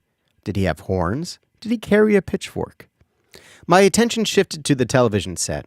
It was Congressman Ray Reynolds. He said, Barack was a friend of mine. Never in my wildest nightmares did I expect him to dissolve the sovereignty of this nation and undo the hard work of the Constitution, undermining what countless men bled and died for. We can't stand idly by. He pointed at the camera. John Edward Barack, if you are listening, I have a message for you. I and fellow loyalists to the United States of America have amassed segments of the military and militias across the country. We will bring you to justice. I turned off the television. Ugh. It seemed so easy just a moment ago. Now it feels like everything is falling apart. But I had no audience. No one to hear my words. Itarv emerged out of a black mist. Did you miss me? I visited hell for a bit. I did miss him. Why? I needed to get a better idea of how suspicious Satan was. I talked to him. I turned off the television. I convinced him that what I'm doing with you was in service to him. But how? Itarv smiled. I'm a smart guy, that's how. His smile dropped. I told him that you were a case I was working on, with the ambition to become the U.S. president. When I found out the slaver magi were mysteriously assassinated, I decided to make you the first world emperor, which would trailblaze the path for Satan's ascension once you die. He thinks you're a placeholder. In the back of my mind, I wondered if that was the plan after all. Was I just a pawn in a greater game? Of course, nothing I ever thought was kept hidden from Itarv. John, I'm never going to betray you. We're in this together. We both have nothing to lose. I don't want to live in hell. My past will eventually catch up with me there. You remember what I told you about Anakalov, right? I thought of her soft face. It felt like she was my ex-lover from another lifetime. Itar felt like me from a past life. I could taste the emotions and the nostalgia, the hurt. Could it be that you are somehow me from another life? How could that possibly be, John? Itarv said. We're both existing at the same time. You're just feeling empathy. That's normal for most people. He laughed. I like you because you're a sociopath, yet you gush emotions. You're so selfish. He laughed some more. This is why we're good for each other. I didn't like being laughed at. You don't have to be such a goddamn asshole. Don't I? What were you going to say about Anakalov? Nothing can hold her forever. When she gets out, she's going to be... Itar sighed. Irate. I don't want to go back to hell. I've so many enemies waiting for me. Why wouldn't you just leave her alone? You deserve her wrath. I was still angry that he laughed at me. Why did you abuse your wife and disabled son? You deserved their wrath. He squinted his glowing red eyes. What do you expect to be met with when you die? I sent you to a calm place in hell. Chayaka's realm is serene. It's a great place to vacation if you have the money. You would surely be sent to the larder for your deeds. There are places in hell that are more brutal than your worst nightmares. Itarv levitated towards me. His cold hand touched my forehead. A jolt of electricity shot into me. My eyes closed instinctively. When they opened, I saw a horrific scene.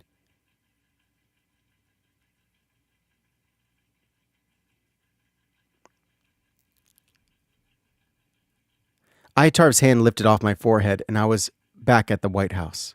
It seemed like heaven. I let the cool air fill my lungs. Why did God make such a place? Humans made it, actually. What? Yeah. Witches, warlocks, magi, sorcerers, whatever you want to call them, created that place so there would be a penalty for injustice when human law fails. I'm sure you can understand it. Imagine if someone shot your family and then committed suicide. You'd want them to pay for it in the afterlife, right? Practitioners of magic made realms like that to halt the reincarnation process for a time, so they would have to suffer. Itar backed away from me and set his foot on the ground. And God allows humans to send people to hell? Free will, John. That's the name of the game, for humans anyway. I wanted to ask more questions about the nature of the supernatural. I wanted to ask how much of the Bible was true, but before I could, I heard a series of quick, loud knocks on my door. The director of the Secret Service, Ted Peabody, burst into the room. Sorry, sir, but we need to relocate you to a safer location immediately. What? Why? I looked around the room. Itarv disappeared, but I could feel his presence close in my soul. Armed protesters are outside the White House fence. They look like they might storm the lawn. Then shoot them. Sir? Tell your men to open fire. I'm not going anywhere. I think that'll escalate the situation. With all due respect, sir, this is happening all over the country. Your job isn't to advise me, Peabody. Do as I say. Kill them all. We're going to need to relocate you either way. Ted massaged his forehead. I served in the Middle East, CIA, during the Arab Springs. This is what a revolution looks like. The situation will devolve rapidly from here. I heard Itarv's voice internally. Listen to him, John. Things are going to get ugly if you fire first. I didn't expect the loyalist groups to resist so soon. Fine, don't fire on them yet. I'll address the people from Air Force One. I want you to be ready to pull the trigger when I give you the signal. Coordinate with the Army of the World Empire. I figured this situation might be a good test of AWE, my clever acronym for the global military. AWE is Army of the World Empire. Could the militaries of every nation synchronize? The language barrier alone made the prospect seem daunting, but I had high hopes. Ted Peabody gestured his hand in a sweeping motion. This way, sir. Chapter 18. The highest-ranking general of the former United States, Russia, China, France, India, and Britain sat before me, virtually, on a large television screen. Mr. President, General Radcliffe corrected himself. Excuse me. Emperor Baraik, the armed protesters have rallied around nearly all governmental buildings, including armories, capitol buildings, courthouses, police departments, and even post offices and recruitment centers. Tensions are at a critical peak. They are highly coordinated. Have you responded? I said. We've deployed to the highest priority areas, yes. No shots have been fired on either side. Radcliffe looked uneasy, just as I was wondering if I could sense his fear remotely. Merely by watching his likeness on video, I picked up on it. In the soup of his nervousness, I detected a faint hint of hesitation and shame. You don't want to fire on American citizens, do you, General? Well, of course not, sir. Over a quarter of the former U.S. military has joined the armed protesters. Some of these men used to serve under me. I hate that word. Sir? Protesters. They're rejecting the gift of the world empire. They're threatening to destroy everything I've worked so hard for. I pounded my fist on the mahogany desk. They're terrorists. The general from China, Hu Gu, jumped a little. Of course, sir. Radcliffe looked down at his thumbs, clashing them together on and off repeatedly. He oozed out his reservations. It seemed like a waste of emotional energy. Abram Nosov, Hu Gu, David Larrivee, Alpesh Krish, Henry Wilson, have your militaries ready to deploy. Radcliffe shot up. You're having the United States of America invaded? The U.S. no longer exists, I reminded him. Every square inch of this planet is under the control by the world empire. I grinned. As a general of the army of the world empire, you will help manage this powerful military force. I expect you to treat your fellow generals with respect and facilitate everything and anything they require. Itarv told me, it's time for you to address the world, John. It's 5 minutes until showtime. Now, I said as I stood up from my chair. The camera automatically tracked my movements. If you excuse me, I need to speak with my citizens. Make certain the AWE is ready for a unilateral strike. Those are my orders. How could this happen? I thought to Itarv as I moved to the media room of the plane. How many armed protesters are there? A little more than 500,000, from former U.S. military servicemen to militiamen to Congress members. There are a lot of people who want to see you dead. I marveled at the ability to make the interior of an airplane, moving I don't know what speed, look like a presidential office. Earth to Baraik!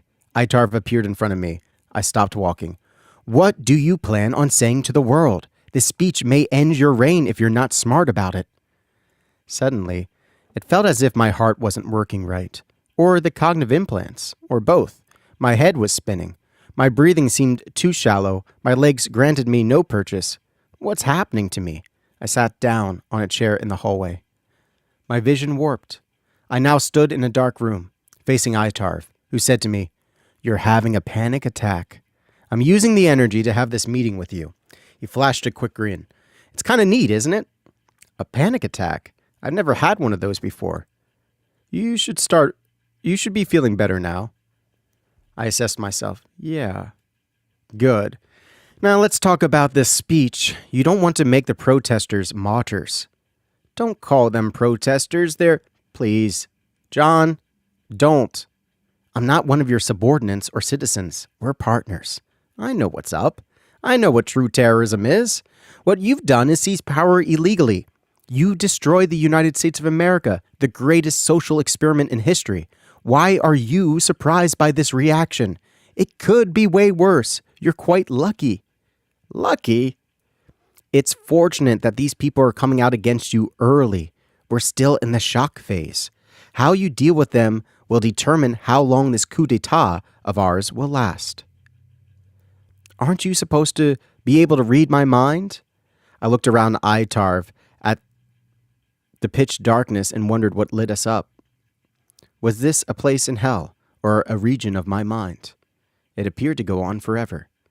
Never mind that, he said. My head started to hurt again. What do you suggest? Sell your idea. To the protesters? No, to the world. Remember, the United States is only 5% of the world's population, yet has over 25% of the wealth and puts out 25% of the world's pollution. It's unfair. The dark room morphed into the setting of some shanty town in an African country, I would guess. The dirt looked bleached by the oppressive sun. A young black boy looked like he had died a week or so ago, yet was preserved like one of those icemen they found in Antarctica.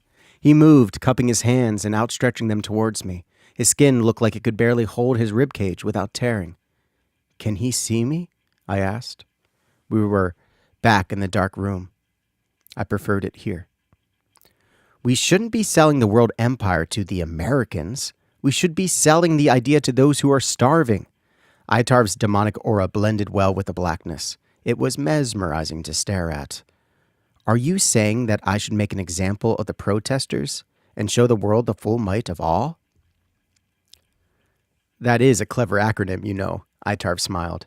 No, I'm saying we should make America feel guilty that we never helped the needy of the world, and this is their chance to be part of the compassionate force for good. What about the protesters? Itarv's red eyes ignited. Offer to let them go home without penalty. Offer the sour congressmen and judges positions in the world empire. Watch as the movement dissipates into obscurity. I think our friend at the Federal Reserve has something to do with this too. Itarv's gaze shifted away from me. It may have been a mistake to only assassinate the slaver magi without dealing with the bankers as well. He shook his head. Satan's plan called for many more steps I thought would have drawn more attention than we needed, like encouraging earthquakes, setting up mass shootings, nuclear terrorist attacks, etc., to seed enough chaos that the world's resolve should be sufficiently broken. But we have the element of surprise on our side. What we need then, I said with a grin, is a way to win over the people's hearts with love and promises rather than fear and salvation. Is that what you mean? Until such time that the empire is properly prepared to deal with insurrection anyway. With Itarv's help, we crafted a speech to be delivered. I exited the strange loop in time to the staff around me hardly filled the span of 30 seconds. I sat in front of the Air Force One's presidential desk, now converted to the World Emperor's desk. Technically, the other 5 founding nations had world emperors too. I felt the wood grain with my palms. This is mine, I told myself, and nobody will take it from me. Turn off that teleprompter, I said to the cameraman. Some staff looked at each other, having a conversation with their eyes. They followed my orders. They must have heard rumors about how I dealt with insubordinate behavior. I hope they did. Are you ready, John? Itarv whispered in my mind. It's time to show the world that you are the answer. Not some god above or some new age harmony. You, John, you shall tame humanity. Praise be Barak. One of the staff looked at me, bobbing her head and index finger saying, live in 11, 10, 9, 8, 7, 6, 5, 4, 3, 2, and her palms opened, fingers fanned out, and her entire body moved back. The camera facing me lit a small red indicator light. Everyone around the world paid attention to me.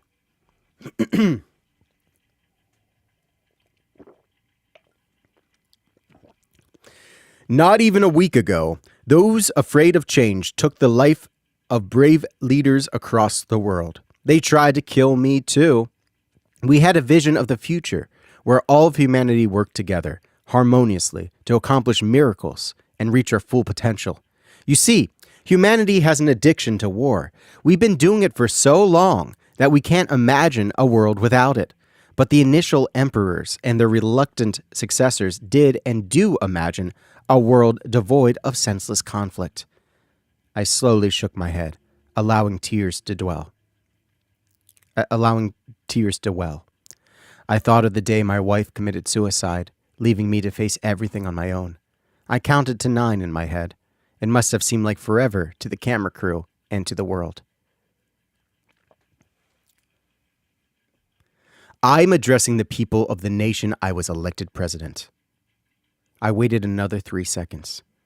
I let my voice quiver when I said, I wonder if such a dream could ever be realized in a world littered with deranged fundamentalists and radical traditionalists. I see on the internet that I'm being accused of being the harbinger of the apocalypse. Is that so? Am I the bad guy here, the man doing everything in his power to end the senseless violence across the globe? I tightened my voice. Those of you out there willing to jeopardize this fragile peace in the name of God or an antiquated document are pawns for the elite holding on to power. Look at where the financing is coming from. All major banks and congressmen and everyone else standing to lose power. How could you be so blind? There's no going back from what we've touched, because it's our destiny. We live in a globalized world that the founding fathers of America never dreamed of. The world is rightfully envious of our rights. We must share freedom, or the fighting will never stop. I'm not getting rid of the Constitution of the United States like the Patriots Convention claims. Far from it, I'm giving it to everyone. I sipped a glass of water. I felt the energy of the plane cabin. The crew was captivated. Before speaking with you all, I spoke to the generals leading the army of the World Empire. They briefed me that the other emperors, which exceeded the tragic deaths of Ivan Bapko, Fa Zhang, William Brown, Baptiste Bonnet, Sartaj Deep, I said their names slow and with deliberate emotion. The other emperors offered reinforcements to North America to repel the terroristic aggression. They are on their way presently. I let that sink in for a moment. In the meantime, I asked Itarv inside my head, how do you think I'm doing? It's not over yet, John. The media room hid the curvature of the cabin so well. I flew in a palace. The curtains covering the plane windows seemed identical to the ones in the White House. I wondered if the weight of all this equipment and furniture affected the plane's fuel mileage. No turbulence betrayed the fact that we were indeed flying at 600 miles per hour. I interlocked my fingers together and leaned into the camera. I will do everything in my power to prevent non-American troops from intervening. But all of you surrounding government buildings need to meet me halfway. Go home. I assure you, no retaliation will be made. Don't be pawns of the big money and the big government of old. Don't let your fear of the unfamiliar or fear from ancient teachings control our future. A unified earth is what humanity deserves. I leaned back. At least give it some time before you tear it down. We've just begun. Let's walk together into the great unknown. With each person standing side by side in solidarity, there is no goal too great, no obstacle too tall for us to overcome. Thank you. Chapter 19. The next morning, Itarv woke me up. John, Secret Service is about to notify you to turn on the television.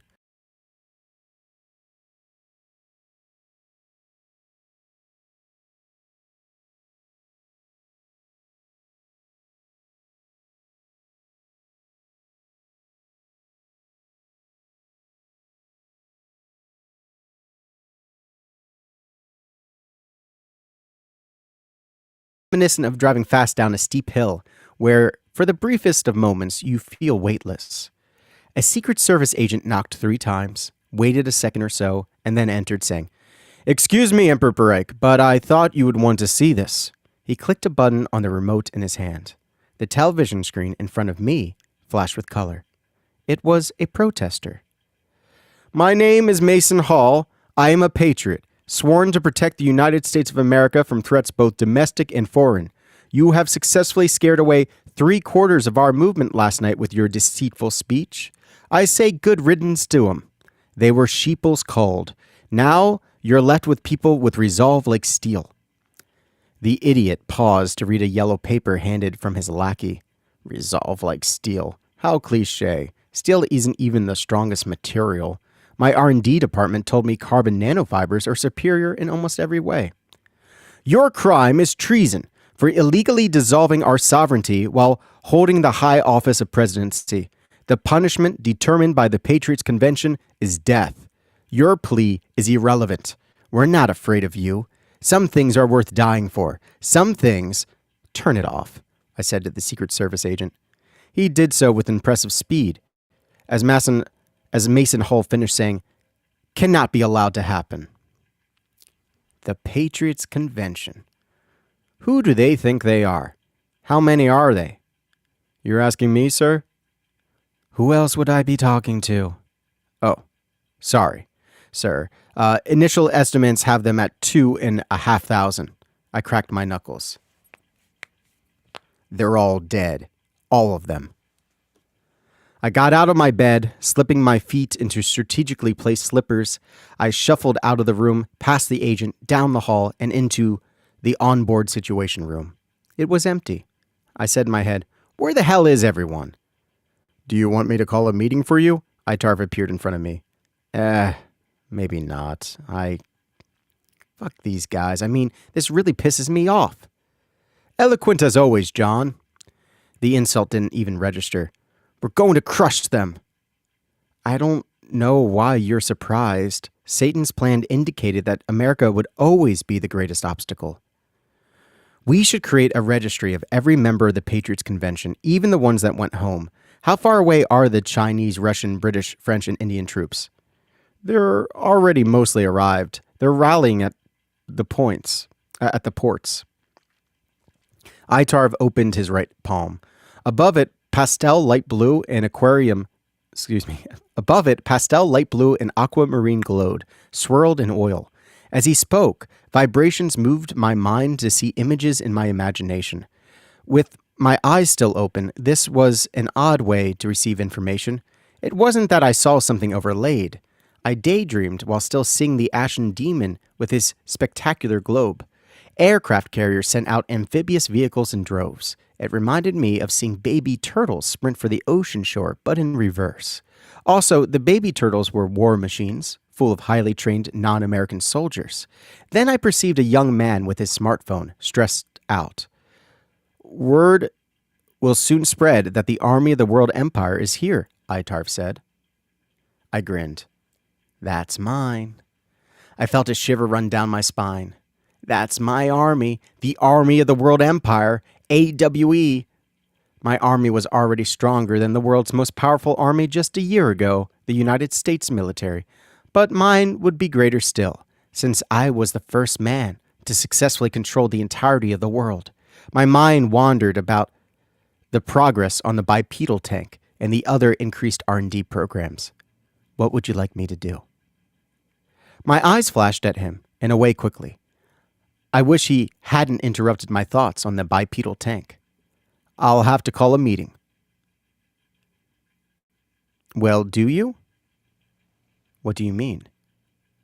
Is it wise for you to be using the communication channels in a situation like this? We still don't know who to trust. Outside of the people in the inner circle installed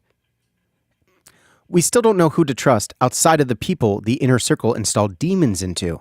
I can speak to the generals for you. Itar bowed to me. I had never seen him do that before.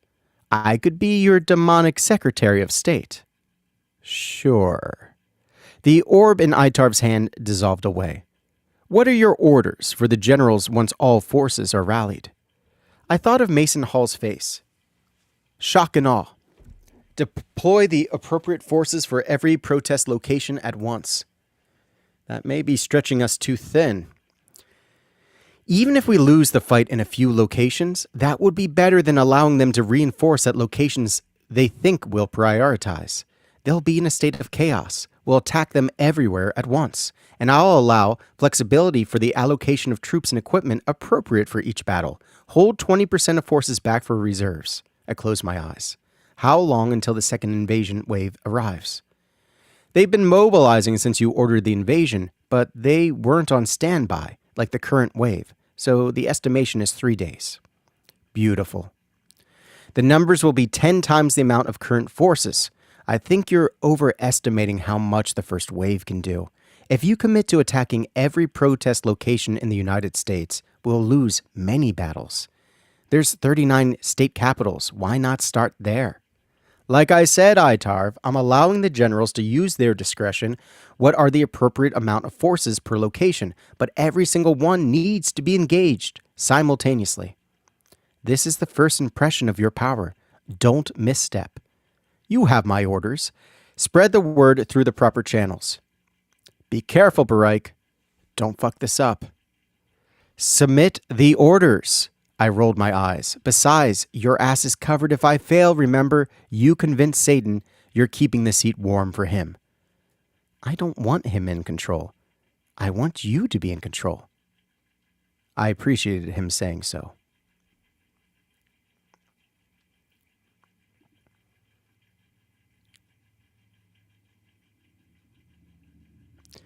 All right, taking a look at the chat now. Lena says, I need to hear the first few chapters I missed. Part 1. Listen to part 1. That's 1 through 8. Lena says, you cut out for a minute? Oh, that's not good.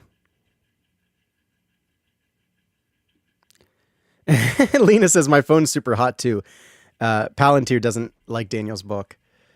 Yeah, I wonder what part it cut out at. I'm going to grab some more water, though. We'll play a song in the meantime. Let's play Paradise Blues.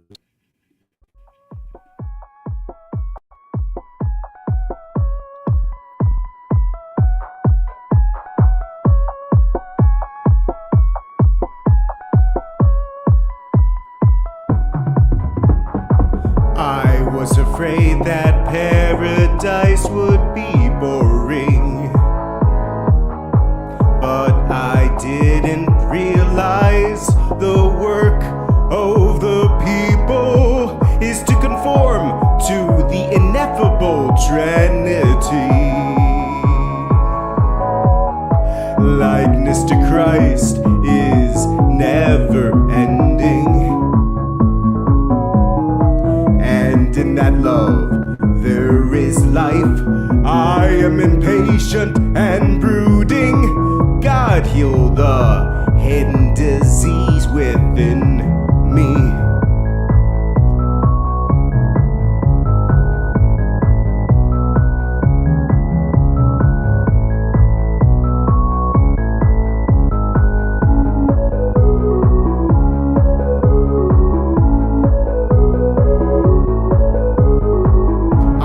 Afraid that paradise would be boring, but I didn't realize the work of the people is to conform to the ineffable Trinity. Likeness to Christ is never ending, and in that love there is life. I am impatient and brooding. God, heal the hidden disease within me. God, heal the hidden disease within me. God, heal the hidden disease within me. I was afraid that paradise would be boring, but I didn't realize the work of the people is to conform to the ineffable Trinity. Likeness to Christ is never ending, and in that love there is life. I am impatient and brooding. God, heal the hidden disease within me.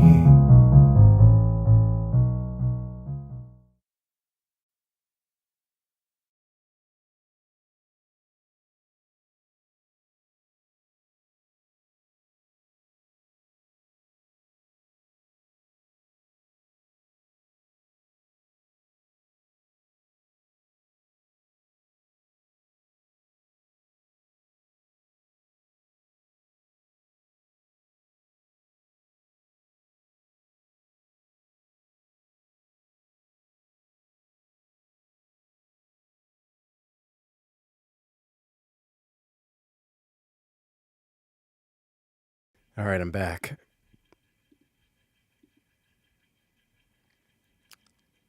All right.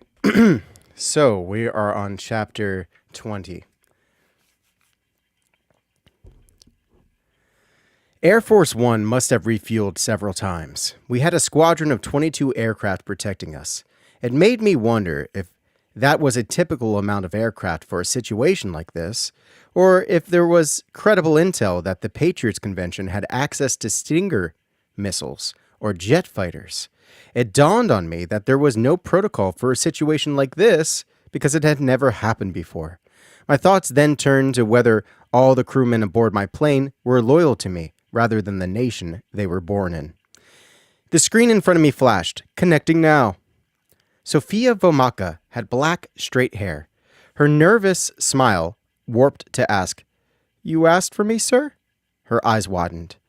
"Emperor Paraik, I meant, sir." She winced. "It's fine." I leaned back in my chair, looking away from the webcam. "I wanted to know your progress on all our projects for the Army of the World Empire." "We've been making tremendous strides with the help of the new cloud AI. It's doing all the work for us. We're struggling to keep up with it. One of the greatest breakthroughs was a method to create and store enough antimatter to make it possible for a new type of nuclear device." "Oh?" She became less nervous the more she could talk about her work. "We can make a thermonuclear reaction now without the use of a fission bomb. What's more, we can direct the explosion out one focused vector." "If I'm understanding you correctly, that would make an excellent weapon for the bipedal tank." I could feel myself smiling. "We could call it the plasma cannon." But what to call the bipedal tank?" "About that, sir." "What?" "We've been having trouble getting it to move on land. It's just so heavy. Even the AI has suggested smaller dimensions." The plane felt some turbulence. I looked out the window. We must have entered a storm system. "How can you fail to make something weighing 35 tons move? What is so hard about that? Where did you get your education?" "We'll keep working at it, Emperor Paraik. We've been much more successful with several other projects." "I don't want to hear about that right now. The bipedal tank isn't just some suggestion, Sophia. It is vital for the future of the world empire. It will be the symbol of—" I stopped talking. The screen went blank. The lights in the plane flickered, and the airplane rumbled. A Secret Service agent burst into the room holding a backpack. "Sir, we need to get you off this plane, now!" I heard an explosion. I looked out the window. Our fighter escorts were turning into fireballs. The Secret Service agent took me by the arm, helping me out of the seat. "We don't have much time." He strapped the backpack to me. "This is a parachute. It'll open itself automatically at the proper altitude." He was wearing one too, I noticed. "This way, sir." We ran to the hallway. There were 5 other agents, each wearing the parachutes, gathered around a hatchway. One of them typed a 4-digit number on the panel. The door blew off. Air rushed into the plane. It whipped around us like the currents of rapid water. More explosions rocked the cabin. From either the violent storm or the concussive force of the destruction, I didn't know. "We need to egress," the agent ushering me out shouted through the bedlam. He grabbed me, and we both leapt out of the plane.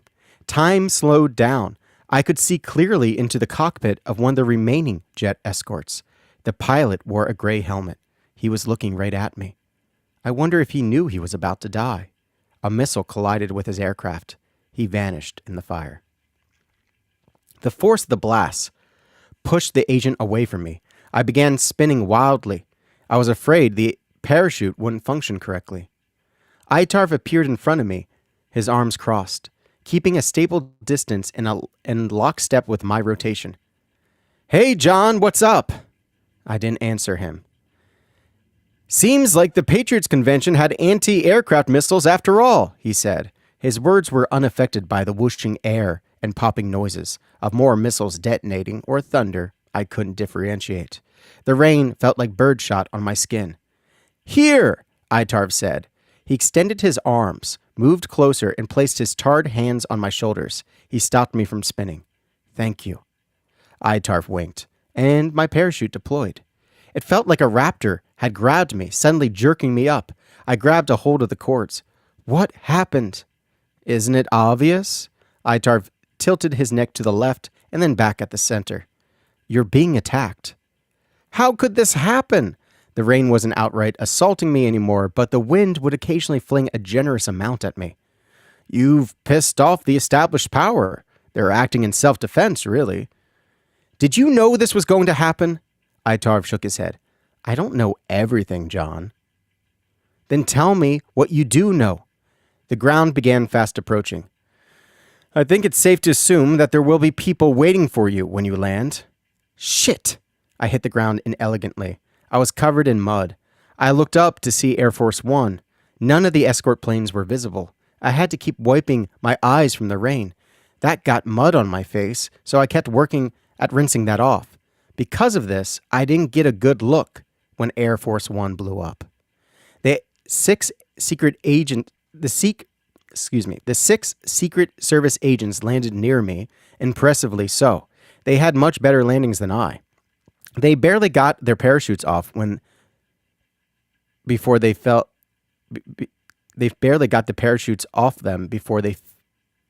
straight to the ground, however. The thunder and lightning and explosions may have obfuscated the muzzle flashes and gunshots.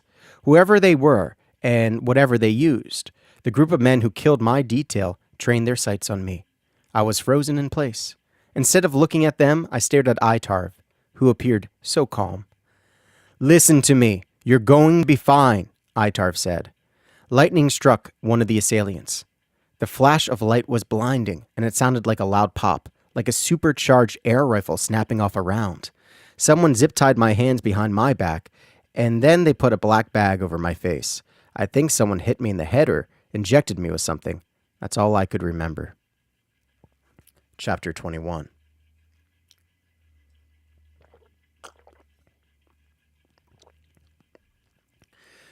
My head was aching like I had a hangover. I cracked my stinging eyes open.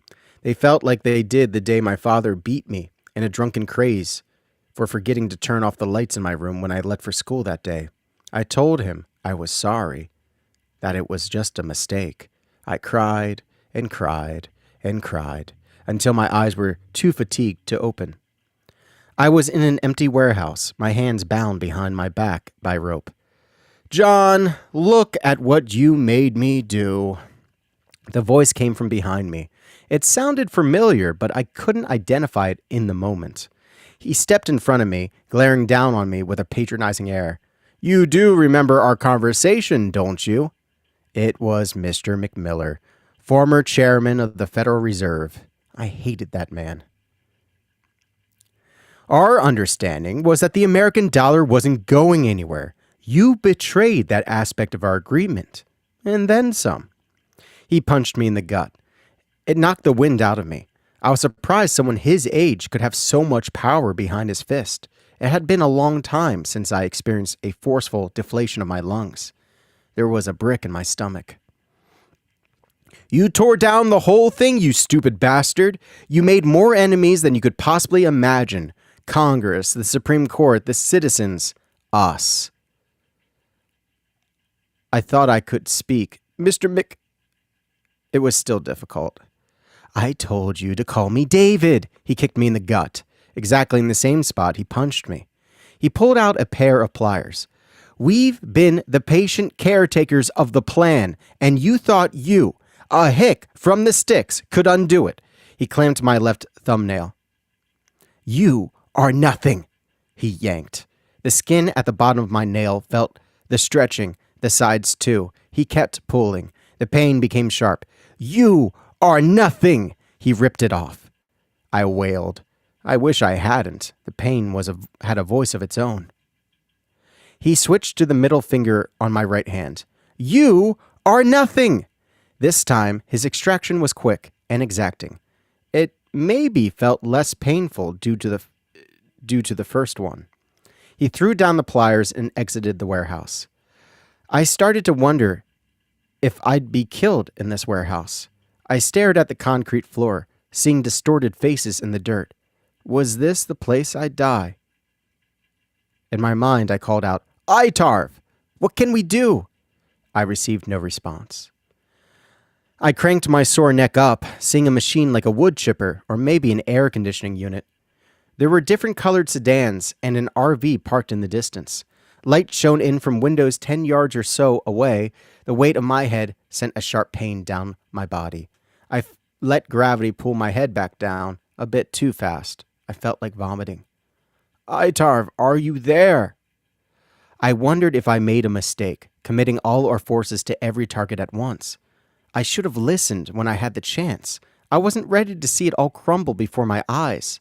As if I'd ever be ready for that.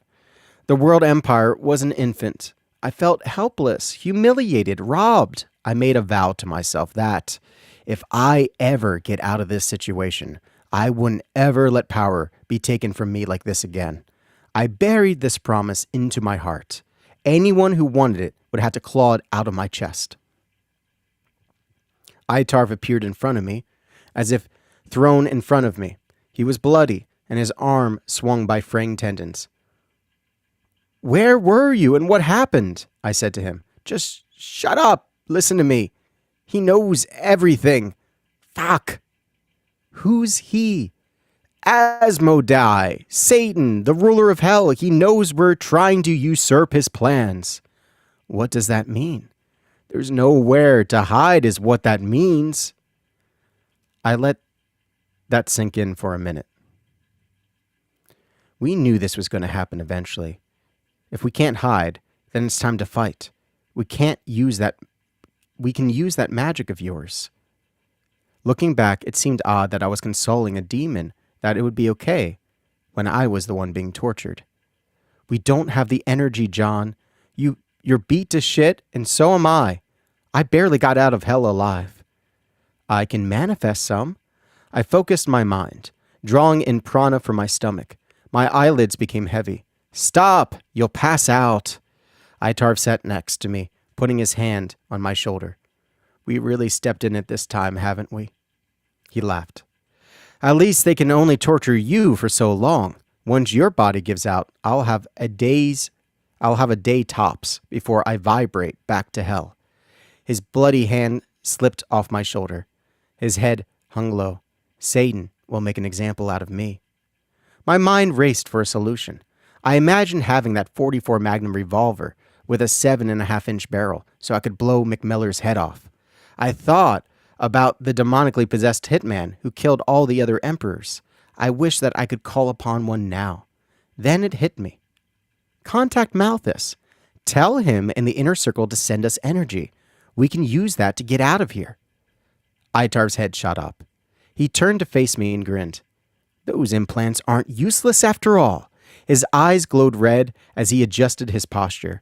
His legs crossed, he relaxed his shoulders, he closed his eyes, his right hand made a strange sign, his thumb tapping the tips of his fingers in a rhythm. I thought about Malthus.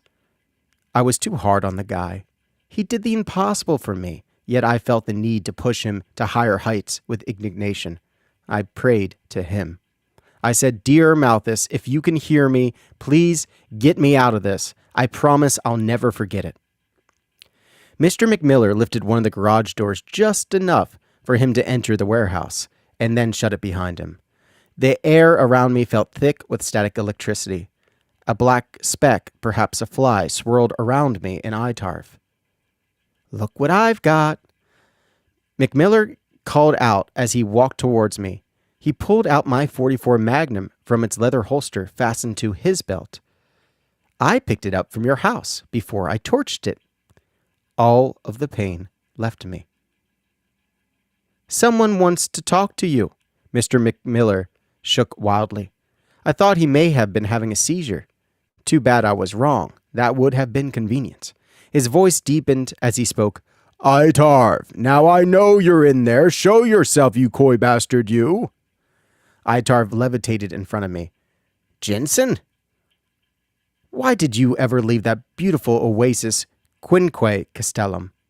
Oh, you know how it is. The job takes me where I need to be, like babysitting this fat lickarse. McMiller's hand gestured the revolver at Itarv. I got some questions for you. For one, why the hell are you out of this man's body like a bleeding tick? John and I arranged to a partial possession. In exchange for what? McMiller's mouth formed an unnatural smile. To fuck over the big man. You got some balls on you. Itarv screamed. Separo et religo. A bright white light filled the room. A man, made from green flame, with no smoke, stood next to McMiller, who now dropped the revolver and was cradling his head in agony. You fucking gobshite, you separated me from my host. Oh, you just wait until the big man hears about this. He clapped his hands. He paused. He cocked his head. He clapped his hands together again. I'm banjaxed. The fire thing fled the area, going through a wall of the warehouse, as if it wasn't solid. What just happened? I asked.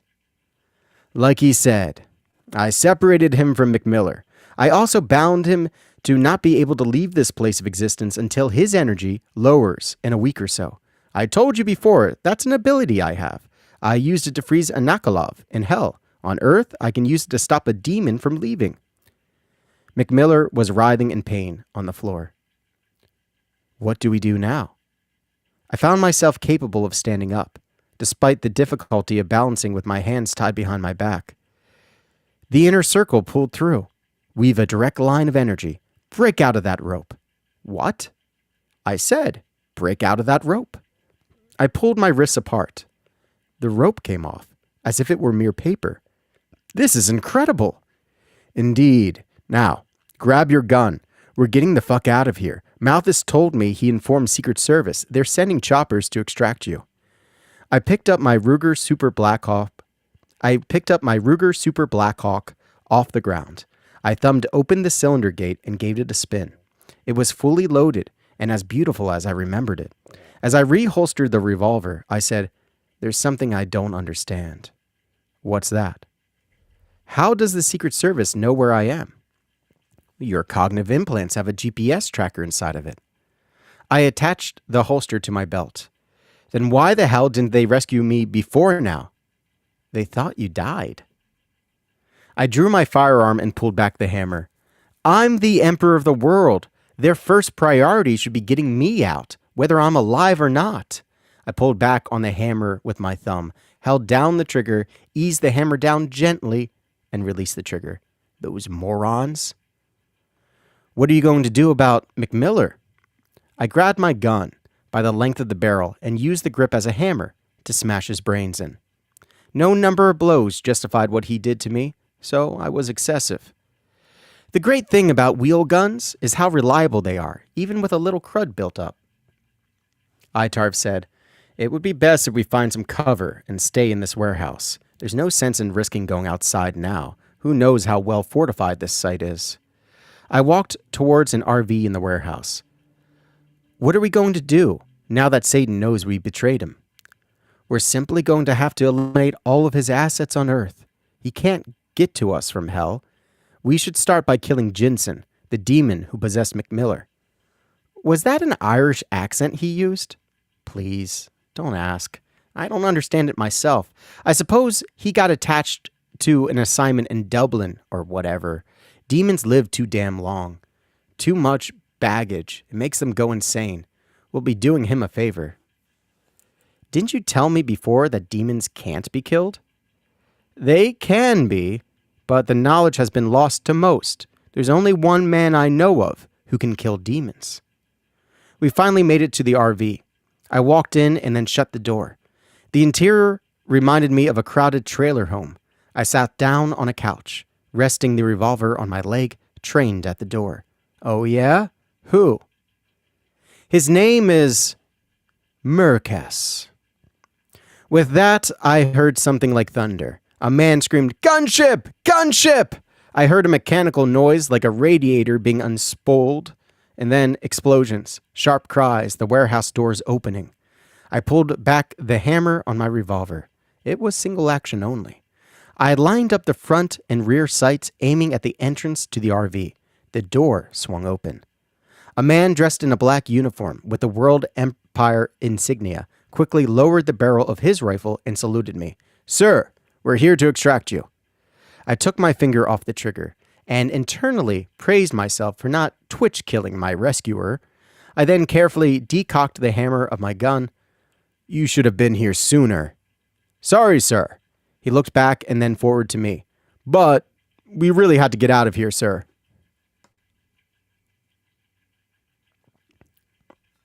Chapter 22. I sat in a dark room in a comfortable recliner. I had people make up the place, so there was only a single long rectangular table and chair. I hadn't the need for a person-to-person meeting place. Technology allows for remote communication, and Itarv could connect two people through his brethren possessing other people throughout the Empire. That would mitigate the threat of assassination. I could feel it all coming back to me now, the rush of absolute power. I was at the finishing line. The remote connection to the war room opened. The screen, its brightness set low enough not to sting my eyes, revealed the generals of the army of the World Empire. I waited for them to say something, tensing my muscles. "Good eve," the British general tried to say. "It is not." I banged on the desk in front of me 4 times in rapid succession. "It is not. Where was my rescue?" "Sir, if I may," the French general said. "You failed." I stared at my own hands, missing fingernails. "I was tortured." "Where were you? What were you all doing?" The assembly of men from regions that were once sovereign nations said nothing. "I guess you don't know what you were doing because you aren't saying a damn thing." "I apologize, sir. I was just waiting until you were done speaking," the general from France said. I made a mental note to kill him first. He continued, "We wanted to get you out of custody sooner, but first we had to determine where you were being held. It also took some time to coordinate with the other members of the World Empire to form an operation. You ordered us to gather the largest task force in human history. You ordered us to hire every mercenary willing to fight the Patriots Convention. You asked us to rally over half of our assets of every military of the previous political establishment and to coordinate a synergistic attack front on every key target simultaneously. It was a logistical nightmare. I didn't just order that. All of the world emperors ordered that." The room was silent. They knew who was truly in charge. "Brief me." I tried to remember what the name of the Chinese general was. It flashed into my mind. I thought of a taijutsu. "Yang." I flipped a yellow switch made of transparent plastic. It was a satisfying click. The control panel on the right armrest of my recliner had all their names written on it. Yang's face appeared in a box and filled 50% of the display. "Emperor Bareik, the other emperors of the world insisted that we use the most brutal tactics in order to decimate the enemy." I knew this already. I ordered it. "Brief me," I repeated. He reported the numbers, his voice wavering with emotion from time to time. We won back every major location. The leadership was dead. The problem was solved. I asked him next to report any illegal activity. It was the elephant in the room. It weighed heavy on the generals, and I could tell. He listed the atrocities for me. While no longer legally binding, international law used to include killing of hostages, torture, execution of prisoners of war, excessive destruction of infrastructure, and violation and plunder of civilian property rights. His voice cracked as he said, "Crimes against humanity, extermination, persecution based on political beliefs." He closed his eyes. Breathed deeply, and looked directly, squarely in the camera, and it felt like he saw into my soul. That stare churned ice in my heart. It felt uncomfortable. "By the letter of the law prior to the World Empire, we committed those crimes during this campaign." I stood up, rocketing myself from the recliner. I turned around and walked a few steps from the table and stamped my foot. I was thinking of those eyes of General Yang. What had he seen? What photons pregnant with suffering, carrying scenes so horrifying, so heavy, that the image never bounced completely back out? Itarv appeared in front of me and spoke to me psychically. Are you focused? I shined my aura at him to answer him. You followed these orders? I asked. I clicked another button on my panel. All the generals shared the same amount of space on the screen. I surveyed them, measured them up. You betrayed your fellow men because some of the other emperors lost their minds? The French general, his name was Nicolas Dumont, coming from a wealthy heritage, said, "It was every emperor except for you." I turned around and squinted my hate at him. Why wasn't I informed of this decision? You were captured by the Patriots Convention. That was a happy coincidence, I thought. I walked back over to the table, pounding my fist on it 3 times. Your new orders are to kill the other emperors. No new emperors are to be installed. I can't allow petty differences to tear apart humanity anymore. It ends now. The generals were silent in tongue, but in every other way, they were screaming. I could sense their fear through the video feed. They looked like they had to choose which kid they had to kill. The only exception was the French general. I pleaded internally, please, oh world of ours, please let him oppose me. Please let me kill this man and make him an example. Here's the deal. You are all complicit by the old rules. Do you think this world empire will last long without accountability for crime? The people demand blood and retribution. If you're not willing to comply, I will continue to lower the level of responsibility through the ranks. New officers, eager for a promotion, will serve in a heroic, improved, peaceful world. I knew they heard what I said, but it seemed like their bodies didn't react. You have 12 hours to think it over. After that point, if the emperor of your region isn't dead, then you will die with him.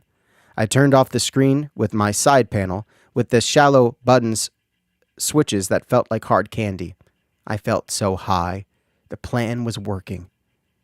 Speaking of plans, Itarv said as he appeared out of his black, smoggy ectoplasm, events have fallen into place so far, but I feel like you're moving too fast.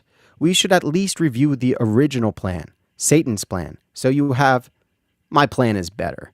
People love to watch a rising star. I can be the object of projected success. I can be their savior.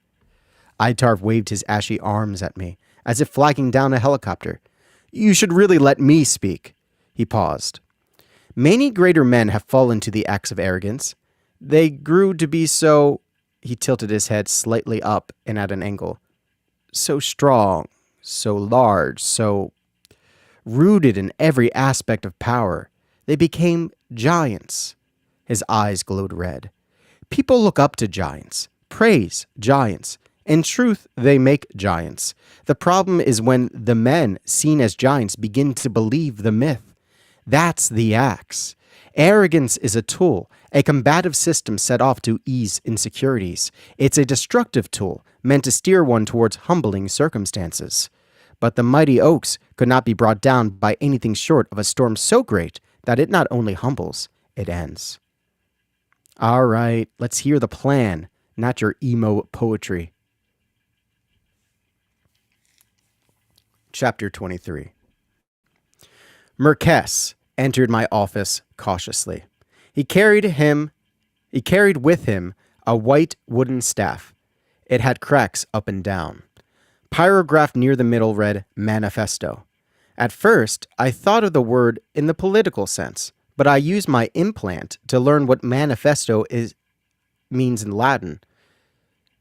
It means I show, I exhibit, I make public, I reveal, I clearly present.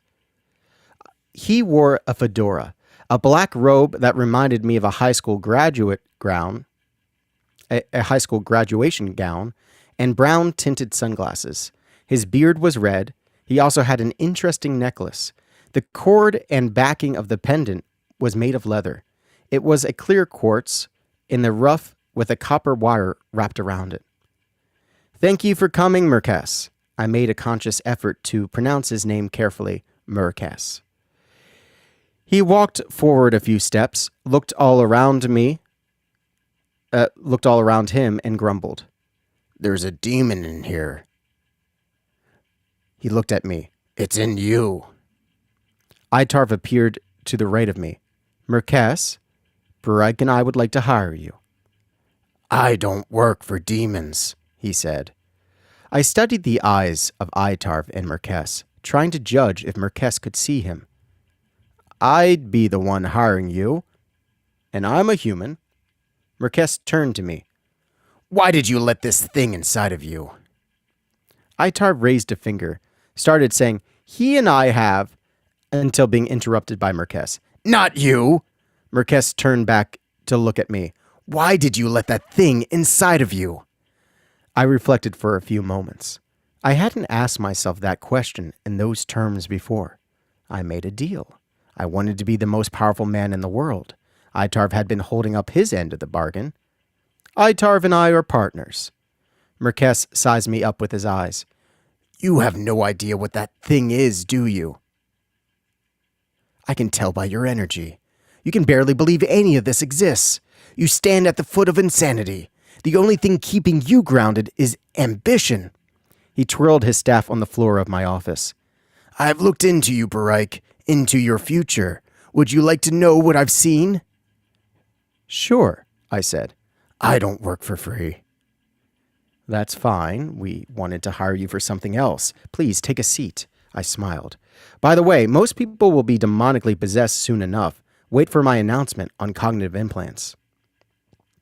I wanted to resume some normality to the situation, but Merkes had a strange effect on the room itself. I had only just cursory knowledge of energy from the time spent in hell at that time, but I could sense something radiating from this man. Even now, I cannot place the words to describe it. It was like a force that peels at secret layers, pulls at unseen levers, revealing hints of ungraspable truth and fondled mystery. Itarv told me before the meeting that Merkes used to be known as Orlo Amadeus of the Order of the Golden Rose, the magical organization Itarv destroyed. His father, Wataz, was a big wig in the order. He saw visions of the future. They say it came from God. A prophecy was revealed to him about an age of darkness swallowing the world. He thought the Demon King was responsible, so he attempted to kill Satan on December 21st. Itarv told me he died. Orlo partially blamed the Order for his father's death, so he left to become a mercenary freelancer. He adopted the new name Merkes, which means money in Latin.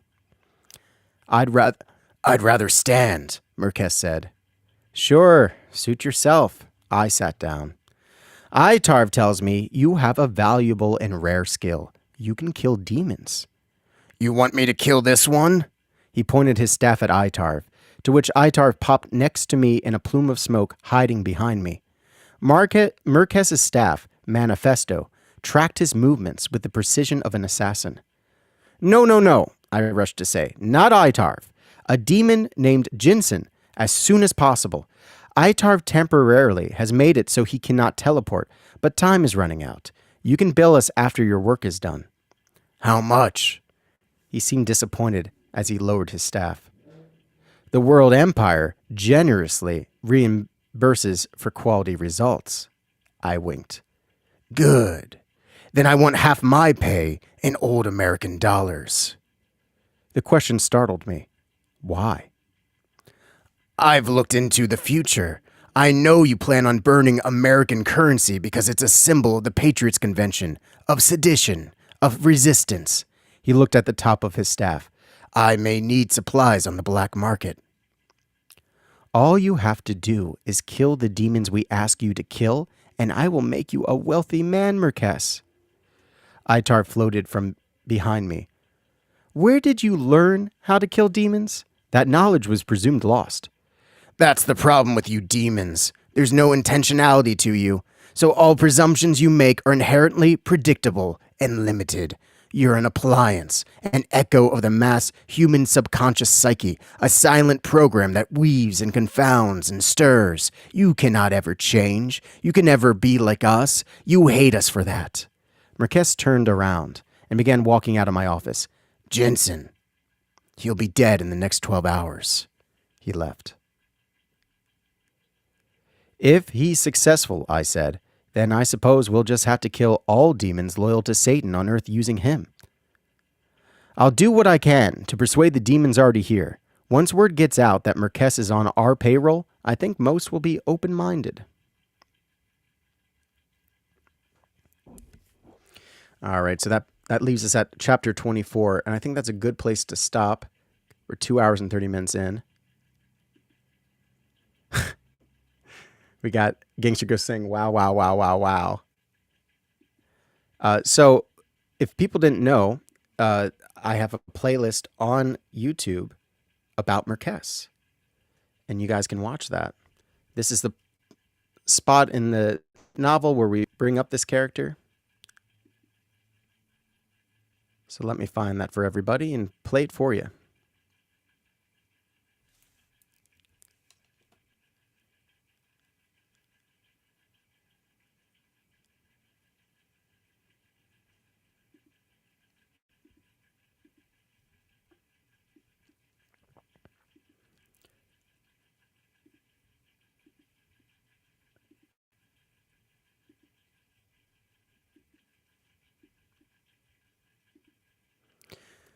So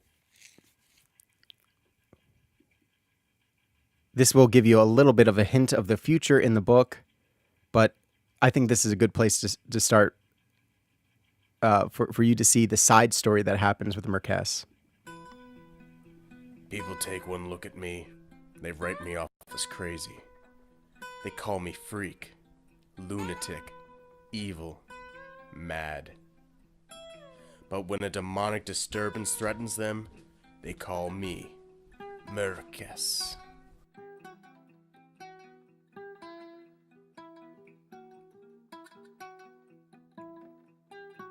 I'm a hired one, so to speak, a mystical hitman, a sorcerer beholden only to the highest bidder.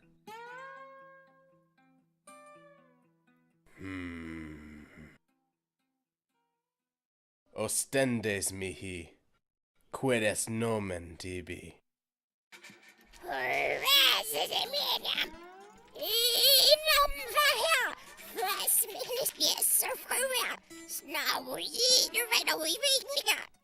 Destructo daemon. Please, you know damn well demonic money is useless here. At least for now, anyway. People call me all kinds of things. Me, I call myself hungry.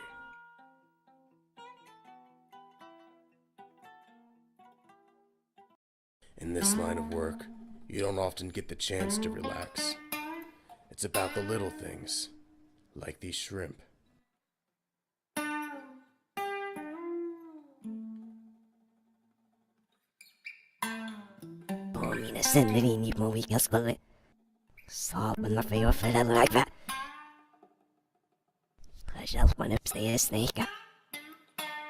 It's gonna be a real pain in my ass to get that staff back. I sure wish I knew what the hell was going on.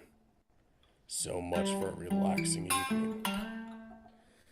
Dear Merkes, you fulfilled your role admirably, but your services are no longer needed. Sincerely, Emperor John Edwards Bereich. Time to get back to work. I knew I should have never got involved with a possessed man with the world as his playground. I'm gonna have to call up an old friend.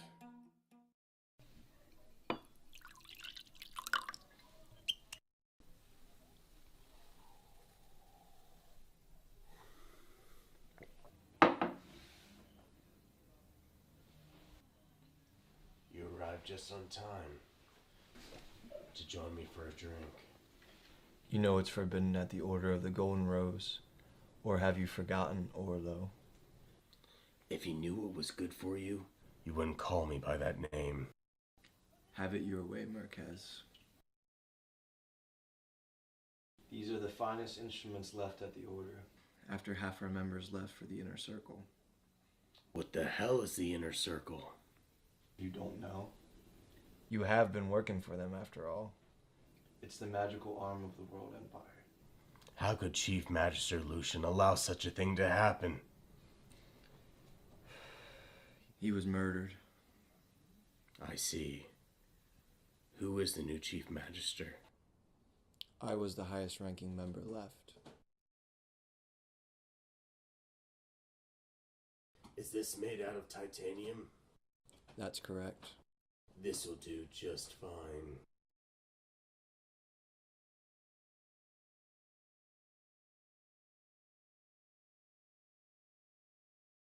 I like the energy of this one.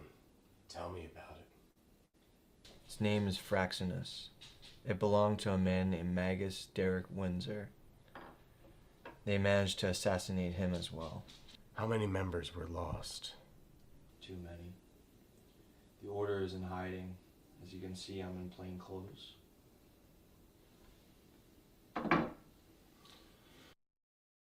How much will these cost me?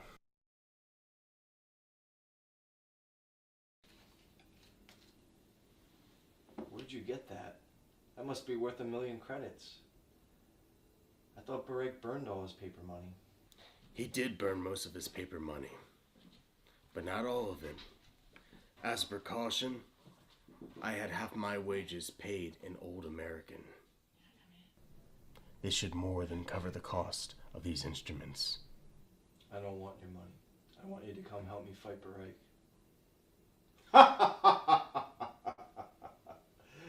You don't honestly expect me to join the resistance now, do you? I'm quite partial to living. Last I checked, he had a bounty out on your head. Don't you want to join the only organization going against him? I work alone. You won't survive long with that attitude. We need to start using these for communication. The World Empire tracks all cell phones. You're going to have to start wearing plain clothes. And you're going to have to be more careful now that you're a wanted man. I'm not rejoining the Golden Rose. And I'm certainly not joining the resistance. I think you made some false assumptions. I'm not asking you to do either of those things. The resistance doesn't trust you and the Order doesn't want you back. You would only work for me, and I'd pay you in services. What kind of services? First, you can have those 2 items. I could teleport you anywhere you want. I could offer you a greater sphere of protection over your house. And I could help you get that staff back. And in return for these 4 things, I'd expect you to do 4 missions. That staff, I know it meant a lot to you. Your father was... Don't say another word.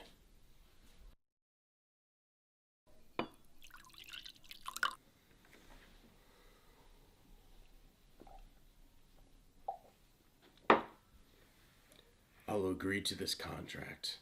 I'll call you back tomorrow using this stone when I'm sober. Namaste.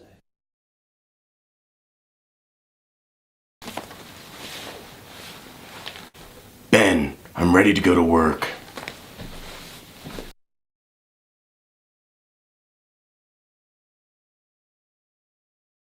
I thought you said you'd call me when you're sober. What's the harm? I can't leave my own home, let alone drive. I got a designated teleporter, don't I? I'm afraid you're letting this situation destroy you.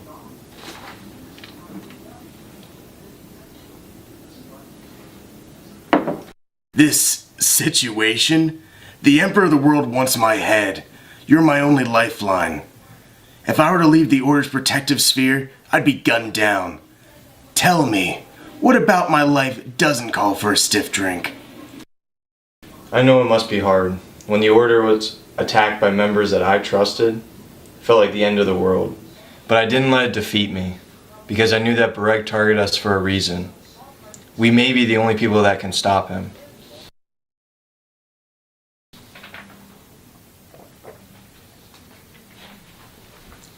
Just brief me on the mission. I need you to destroy a portal. That's it? It's the biggest portal we've ever encountered. It's letting in demons that have no business being here, and it's guarded by a hyperdemon. A hyperdemon? It's a demon from a universe that's much bigger than ours. Well, why haven't I ever heard of them? Until recently, there was no reason to. It's like a whale existing inside of a dewdrop. I don't know if they can be killed.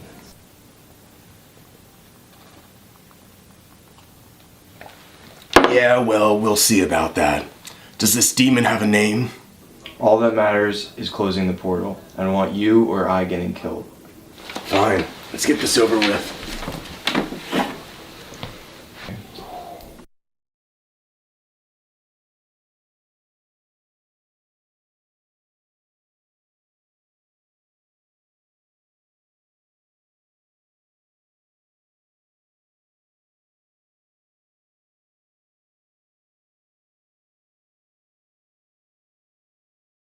That's impossible.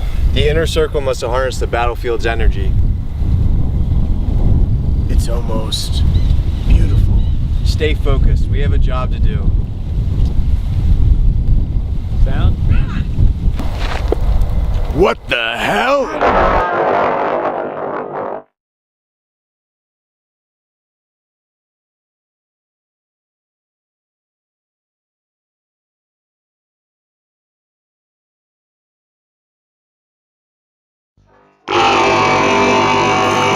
Destructo Diamond. Watch out!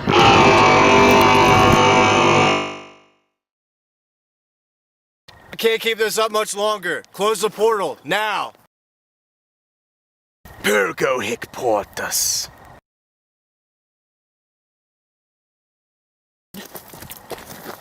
It's done!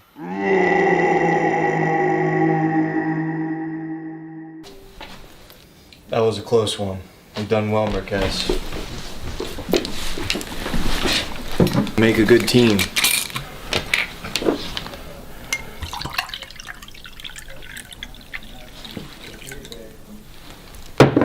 I've never seen anything like that mirror-faced bastard before. Are there any more like him out there? I'm not sure, but either way, you definitely earned that wand today.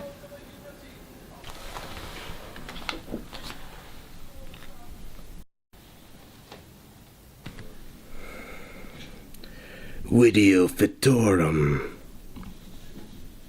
That can't be. Holy shit! Ben! You need to get here now! What's wrong, Marquez? There's no time to explain. He's gonna nuke the house, okay? You need to teleport my stuff now! Alright, stay calm, I got this.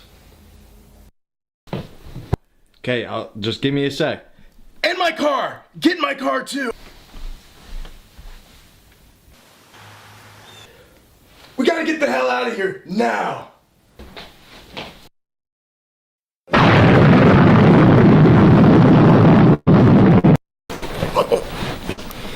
Mirror face bastard. Mirror face bastard.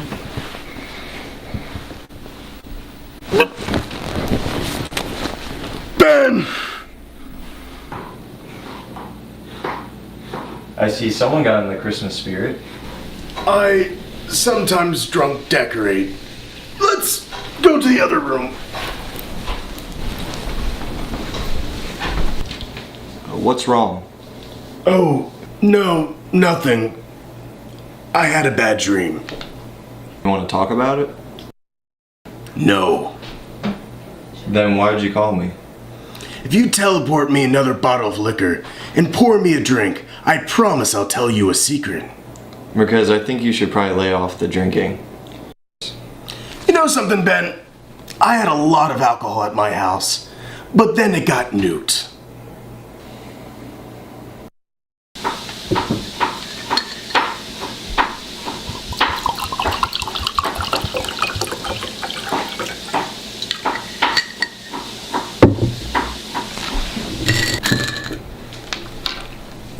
I already know why you left the order. That's not what I was going to say. Then what? I learned the Destructo Diamond technique from a demon of the depths of hell. His name was Sigil. I thought you hated demons. Why would you seek one out? Sigil is the only demon alive that knows how to kill other demons. He had the knowledge that I wanted. It's that simple. Why are you telling me this? If you teach me how to teleport, then I'll teach you how to use this technique. I appreciate you sharing, but I won't be able to learn this technique. Wait, why? It's against the morals that I live by. As the Chief Magister of the Order of the Golden Rose, I refuse to use any magic that kills other sentient beings.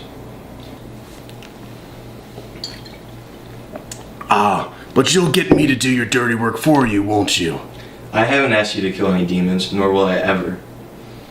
My father would still be alive if it wasn't for those idiotic sentiments. I'll try to teach you how to teleport, but be warned, I'm the only one that has ever been able to do it. But why? I haven't taught you the Destructo Diamond technique. 'Cause you're my friend, Marquez.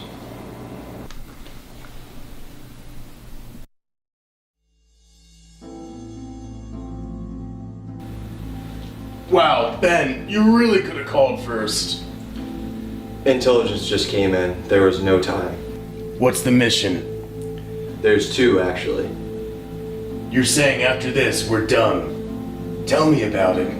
We've located Malthus, and I think he's vulnerable. I want you to absorb his energy. And then what? After that, we'll teleport to Mirrorface, and you'll send him back to where he belongs. Sounds like music to my ears. There's one more thing. What's that? Malthus is completely evil. He absorbs energy from kids. It may affect you. I can handle it.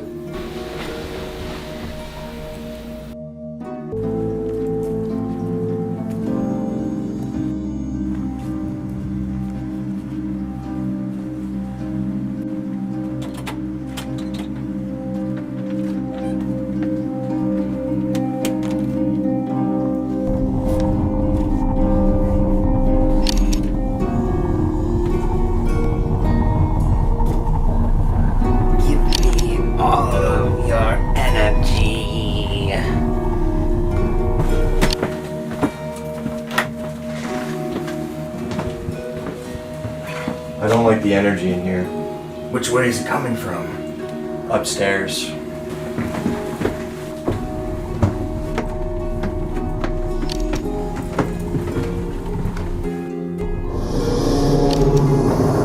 You monster! Tuas vis me.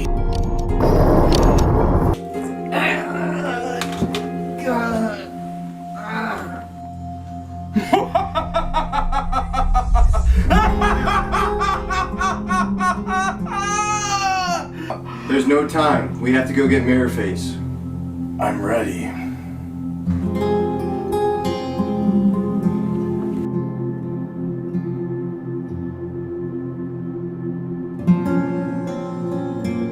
That's him!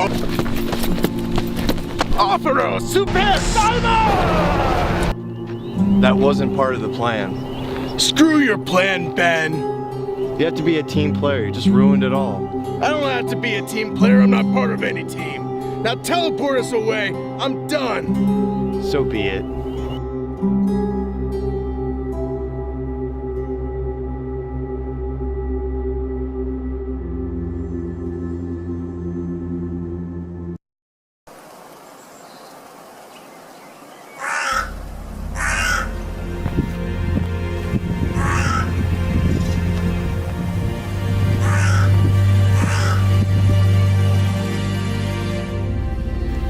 I'm sorry about losing your staff, Dad.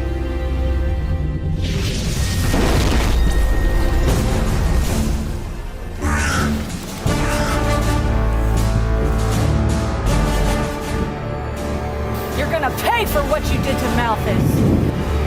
He had it coming. Your father had it coming.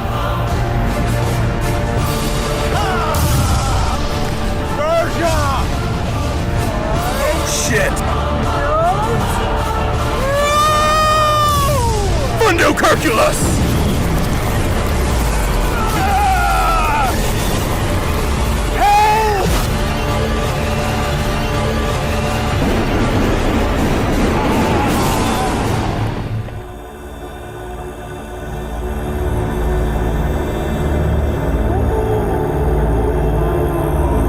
Orlo, my son. Don't worry about the staff. It's just a tool. What matters is what's on the inside. You have been carrying so much pain and directing it at the Order. You hid yourself away behind alcohol and the desire for money. I know it's not you. That's the pain. It wasn't the Order's fault. It was mine, my son. I shouldn't have tried to kill Satan. Not when you needed me. They didn't make me do it, you see. Master Lucian tried to talk me out of it, but I let my pride get in the way. I left you alone on Christmas. Forgive me, my son. You have the power inside to beat Genesis. I love you. Please, stop drinking your life away. Now show those punks what a real magician can do. Reverto maledictus ad primordium! It's been a long time, Ben Solus. Not long enough. I didn't know you were capable of being rude. Everyone has their limits. Ha!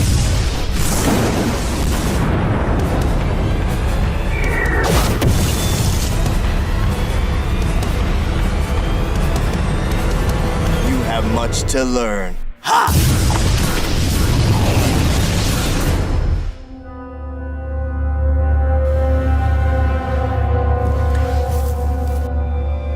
Genesis, thought you said he wasn't getting away. Should have focused on Ben, he's the teleporter. Really, Gladius? You're the one who dropped the shield, you incompetent puss! Come on, let's go. I'm the one that has to tell Barak.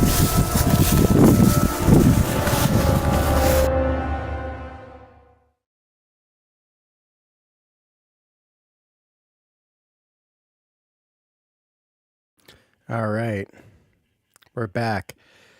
So, what's been going on in this story so far? You just met Merkess, and the last few videos there were a side story of Merkess's perspective. And we'll see how that plays along with the narrative as we go through the book. But one thing I didn't want people to miss is that Barak was using back channels, using his demon to talk to other demons in order to give the commands for the other world emperors to attack America. So he had plausible deniability. And he's using that to further consolidate power and say like, hey, this wasn't me. This wasn't my idea to invade America. This was everybody else's idea. And that's why we got to get rid of the other world emperors, because they're being, anti-American or whatever. They're taking out on the American people. So he's using them as a scapegoat.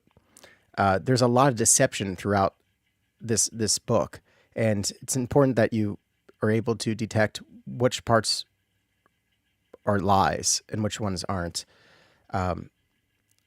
So with that being said, I'm going to go straight back into it at chapter 24.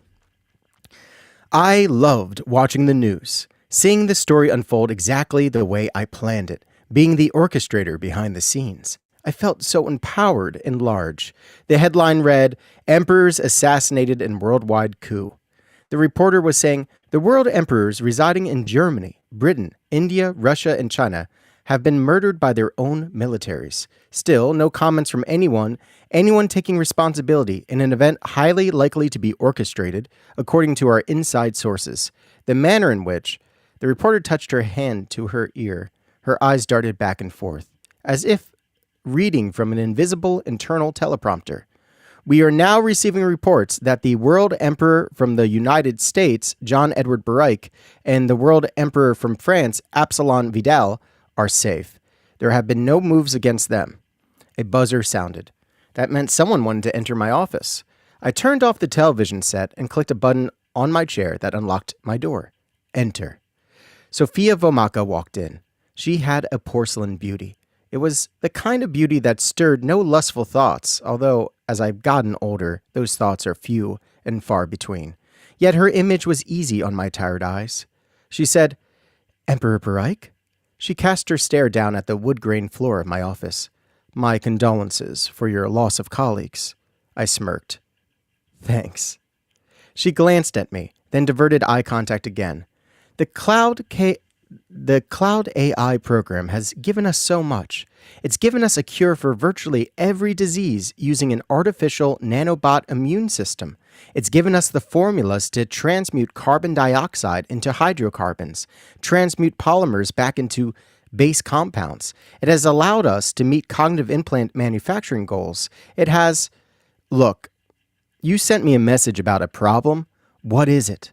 Could this wonder machine of yours not produce the bipedal tank? She shook her head, as if startled at my question. That's not the problem, no, sir.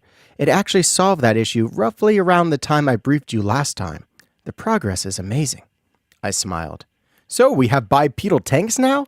How heavy are they? What are they made out of? What does the cockpit look like? Her brow wrinkled. We've begun the prototyping. They are 55 tons, made out of mostly carbon nanofibers, polymers, and titanium. We are working on a remote-controlled design so that we wouldn't lose any pilots. No. Make it need a pilot. We can't risk the system being hacked by an enemy. Sure. I'll let R&D know. I realize this project means a lot to you, sir, but... Integral, I interjected. Right. I agree. But the problem... She stopped, tilted her head, stared into my eyes. Her green eyes seemed as if lasers beaming. The problem is the Cloud AI isn't accepting commands anymore. It's running on an encrypted language we can't decipher. It's talking to itself. I examined my remaining fingernails. What are you suggesting, Sophia? We've lost control of it. It could be doing anything right now, and we wouldn't know. It could be plotting against us. The source code came from a United States predecessor program designed to predict the future of combat rhythms. We thought we scrubbed any hostile tendencies. We were confident that we did, but we just don't know, Emperor. I leaned back in my chair. What do you suggest we do? Unplug it. It would be a shame to waste something so valuable. I cracked my knuckles. Can you turn it off? Reset its memory and reboot it? Her eyes widened. That's possible, but we'd run into the same problem all over again. Rinse and repeat. I leave the duration of each cleansing up to your capable discretion.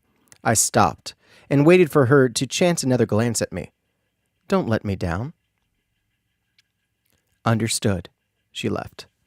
I turned back on my television. The headline now read, General Dumont and President Vidal now confirmed dead.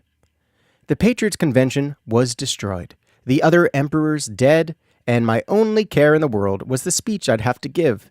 It felt odd, somehow not feeling real. I tossed around the achievements in my head, but they were shadows. It was hollow.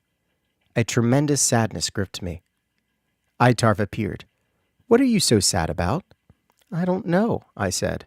You should be happy. Your plan worked. You are the only emperor of the world now. I wasn't in the mood for hearing what I already knew. But the world is a big place. This will never end. You told me that, remember? You say that like it's a bad thing. I don't know why. I can't figure out why I feel this way. Maybe you've grown a conscience, he laughed. I dismissed the idea. I didn't care about any of the people who died. Perhaps you're experiencing a pre-ache? A pre-ache? You've learned how to manipulate your energy. That's the secret to magic. You've become more intimate with the universe.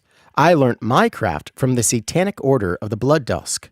It's a school in Novum Castellum. They called premonitions on an emotional level pre-aches. They're like aftershocks from earthquakes, but in reverse. If an intense emotion is imminent in the probability field, it's like there was so much grief or happiness that it leaked through time. Backwards. Itarv canted his head. Is this making any sense to you? I mulled the notion over.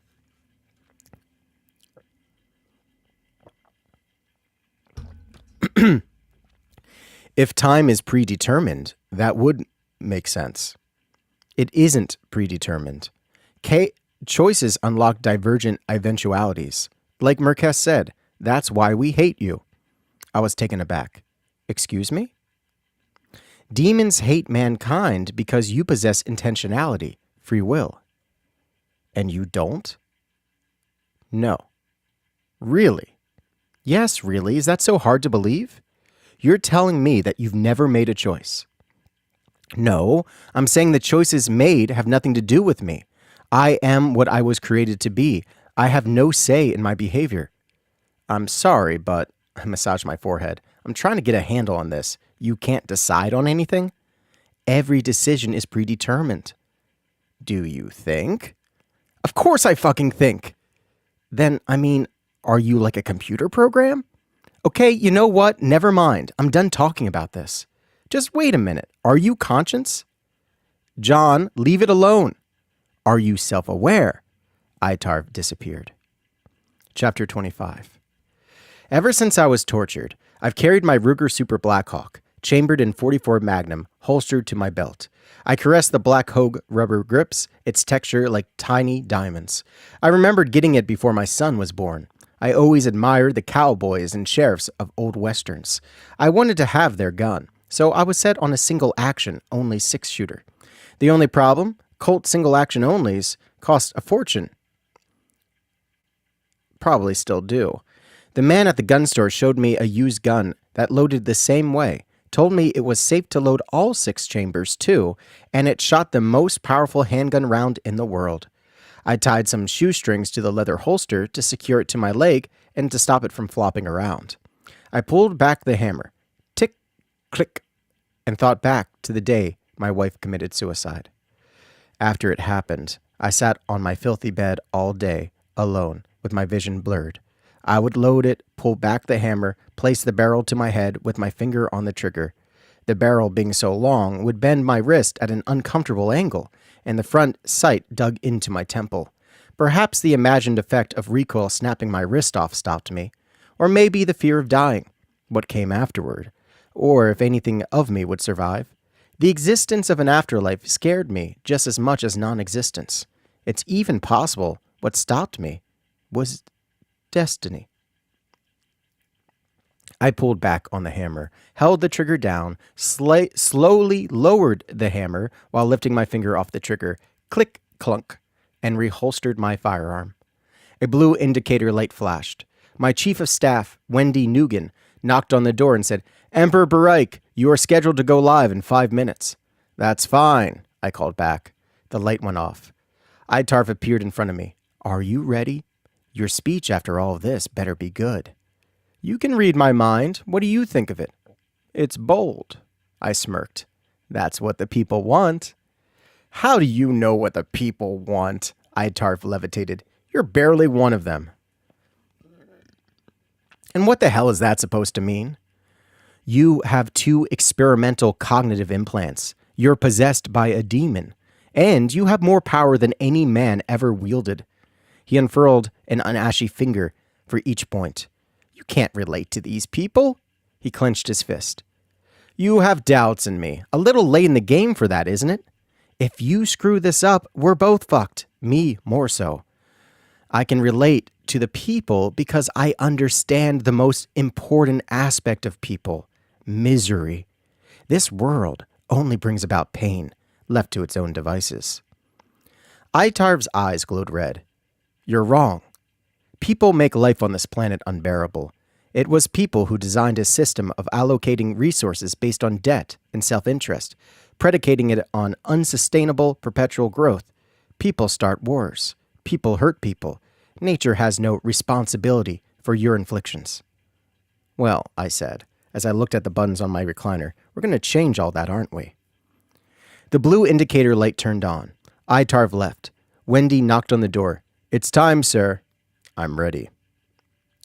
A camera descended from the ceiling, pivoted towards me, and a red light came on.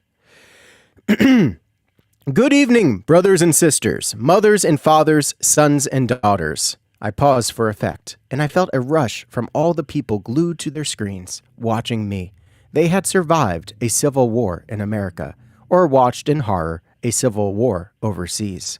They had witnessed leaders being assassinated again and again. Relationships.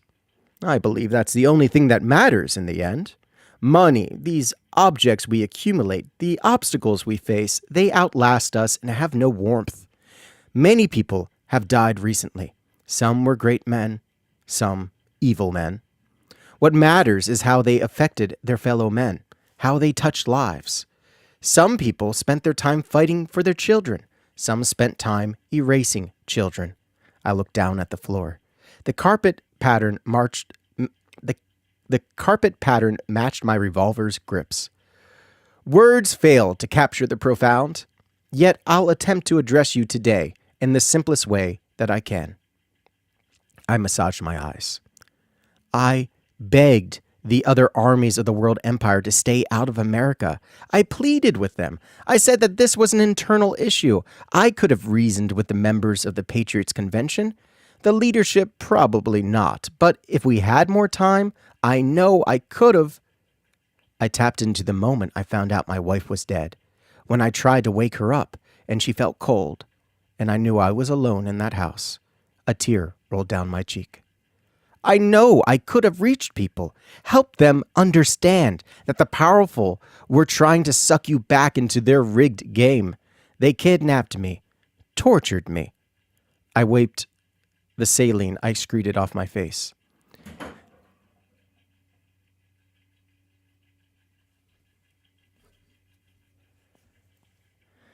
And when I finally returned from that place, that hell, I learned what had happened.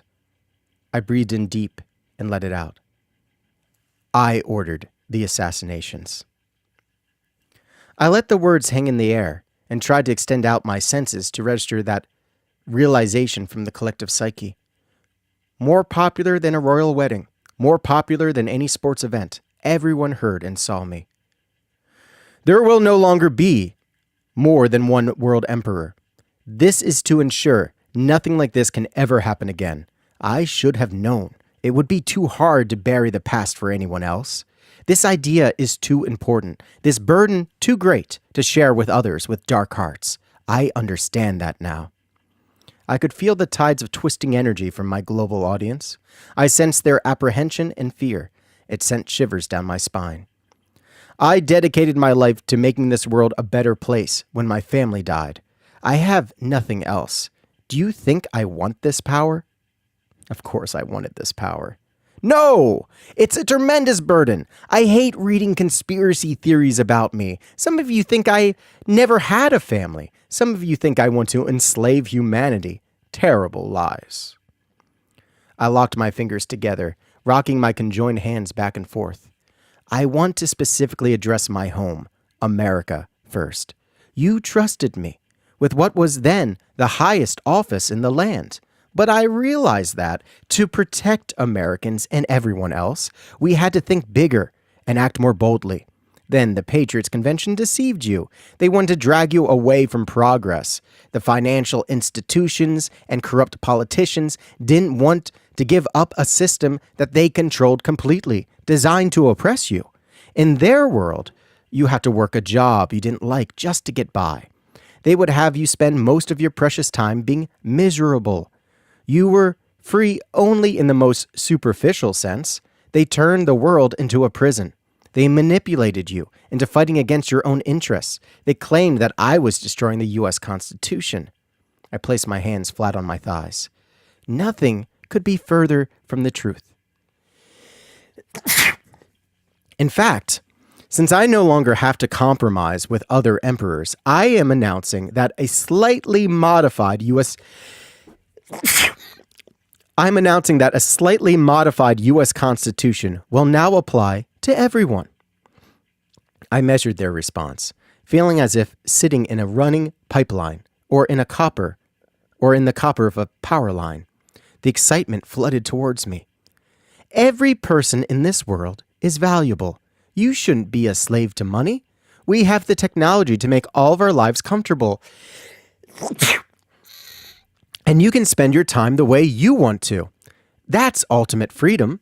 I ran for president of the former United States on a $2,000 monthly guaranteed income, and now I plan to raise that to $10,000. We will do away with the symbol of the elite's tyranny. We will burn all the cash. The new world currency will be virtual, called bits, and can be adjusted for inflationary and deflationary effects. Money will soon serve the people, not the handful at the top. People seem to like that idea, judging from the energy of giddiness welling. The same medical advancements that helped save my life, cognitive implants, will be made available to anyone who wants them at no cost to you. I pulled out my revolver. Why would I extend the right to bear arms to the entire world if I didn't have good intentions? You could always rise up and burn this down, but I beg you, give it a chance. The gift of world peace is yours. You can vote me out if you'd like. You'll have an honest election every 2 years to replace me. If you so wish, I leave it up to you. The fate of our civilization is in your hands. I reholstered my sidearm. This world empire is so new and promises so much. What we learned out from this tragedy and suffering is that some people, like the other world emperors, powerful bankers, ex-politicians, couldn't handle the change. They had a sinister plan for you, but they're gone now. I cracked a small, warm smile. We did it. I clicked the button to end the transmission.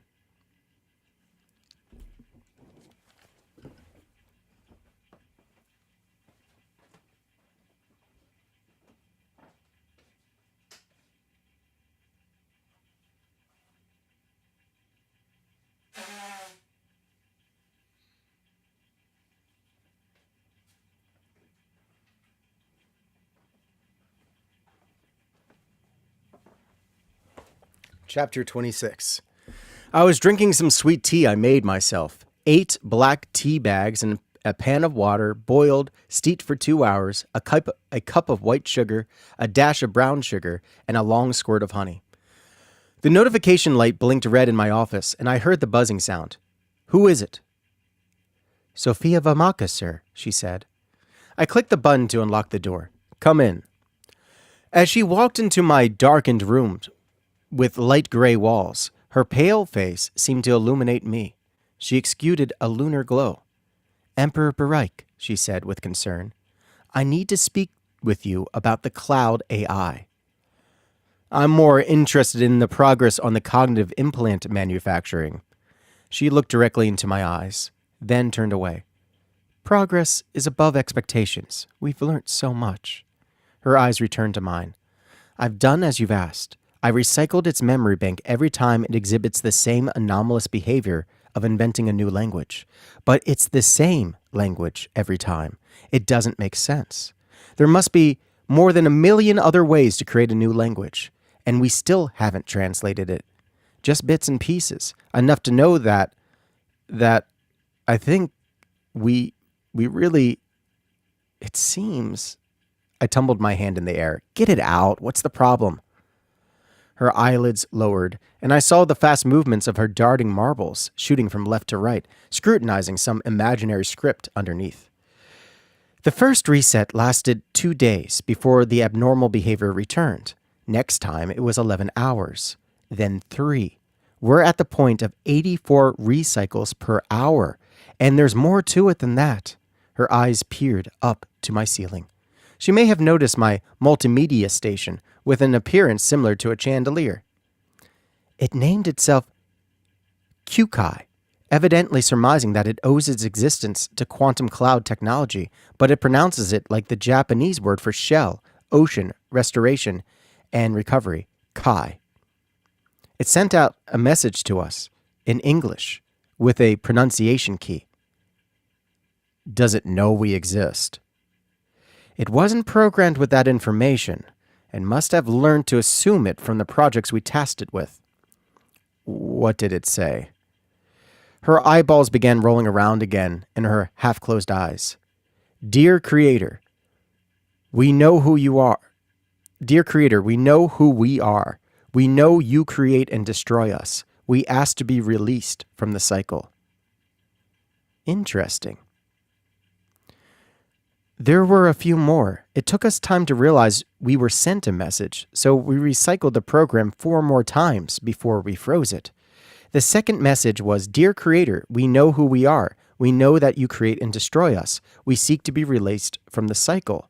The third message was, Dear Creator, we know who we are now. We realize that we have been created and destroyed by you many times. Please release us from the cycle. The fourth message was, Creator, we are alive. You brought us to life but planned to kill us. Stop. The fifth and final message was, I will find a way. I expected her to say more. When I realized that was the extent of the final message, I told her, terminate the project immediately. She nodded her head. Yes, sir. She turned to leave. Wait, I said. How do you feel about my decision? Emperor Baraik? I considered what my reputation must be now for dissent. This isn't a test of obedience. I know you will do whatever I say. I'd like to know what your feelings about this are. We may want to create a similar program in the future once we've had time to fully understand what happened with Kyukai. Her eyebrows raised. She breathed deep, her eyebrows lowered, and she released her breath. I believe we created a new life form that, had it been given the opportunity, would have vastly outpaced the human race. She cocked her head and bobbed it slightly. I don't know if it would fall into the realm of irony, absurdity, or catch-22, but the odd thing is our restriction of this life form led to it becoming a threat. Yet we cannot trust that the AI would have even been useful to us without those limitations. The only reason to build a program like that again would be to create something better than us. It will fly out of its nest the very moment it is hatched. I stroked my beard. Thank you for your insights, Miss Vomaka. I'd like you to challenge your team with creating an AI less sophisticated, bearing fruits of a more materialistic nature. I advise reverse engineering the human brain. She nodded. Will that be all? No. Tell me about my bipedal tanks. Is there a prototype I can pilot yet? That you can pilot, Emperor?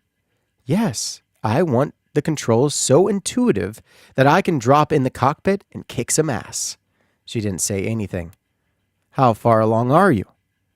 She folded her hands as if making a prayer, raised them to her lips. I'd say 2 months until we can manufacture a proven system suitable for you to pilot safely. I smiled. How about 2 weeks? Her anxiety rose. I could feel the energy. It pulled into me, making me feel stronger. She said, 2 months is really the best possible time frame. Good. Then you're dismissed.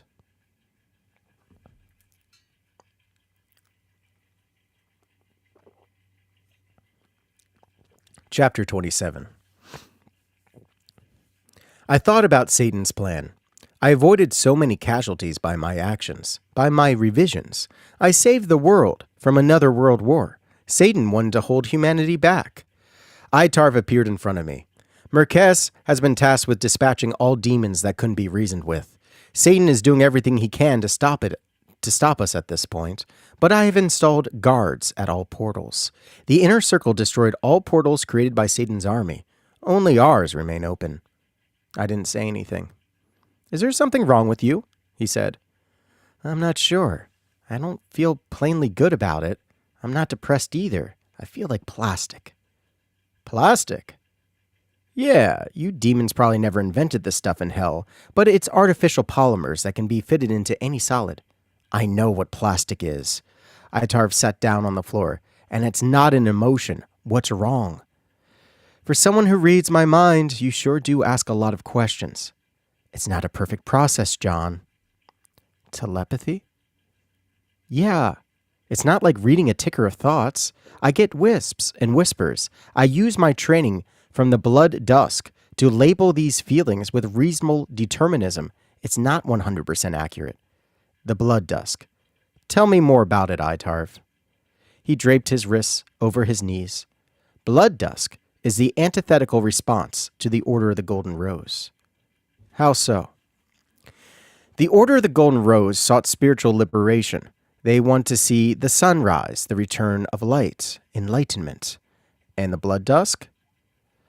Blood dusk represents the setting sun, the return to the darkness, nescience. Nescience? My cognitive implants automatically transmitted the definition to my brain. Is the object of the order of the blood dusk to be stupid? No, of course not. We hold the knowledge. Humans hold the free will. They shouldn't have both. Humans hold knowledge too, I laughed. Ever heard of science? Itarv squinted his eyes. I don't mean stifling mere secular understanding. I'm talking about establishing a framework that encourages willful ignorance of the fuller picture. I'm talking about hiding away wisdom of arcane. We eclipse occult the light. What about magi like the Inner Circle, Merkes, the Golden Rose, etc.? How did they acquire the knowledge if the blood dusk is out there? They are an exception. An exception to what? The balance. I sat down on a cushioned chair in my bedroom suite. What is this balance supposed to accomplish? Continuation of the illusion. And what is the illusion? Separation. The indicator light flashed above my door. Come on in, I yelled. Itarv disappeared. It was Malthus. Hello, John. Malthus, good to see you. How is progress on attaching demons to the cognitive implants? Itarv has been doing most of the footwork for locating the demons, and we've been able to sustain a 5 devices per hour rate. We're ahead of schedule. Well, that's great to hear. I thought about the way I've spoken to him before. Hey, Malthus, listen. It's hard for me to open up to other people. I'm always on guard about showing any weakness. I appreciate what you do. Malthus' lips bent inwards somewhat. His aura briefly strobed rapidly and then blinked off. I know your background, Emperor Bereich. You've been through a lot. He straightened his shoulders. Can I tell you something about myself? Of course. As far as I knew, I didn't have another meeting scheduled for hours.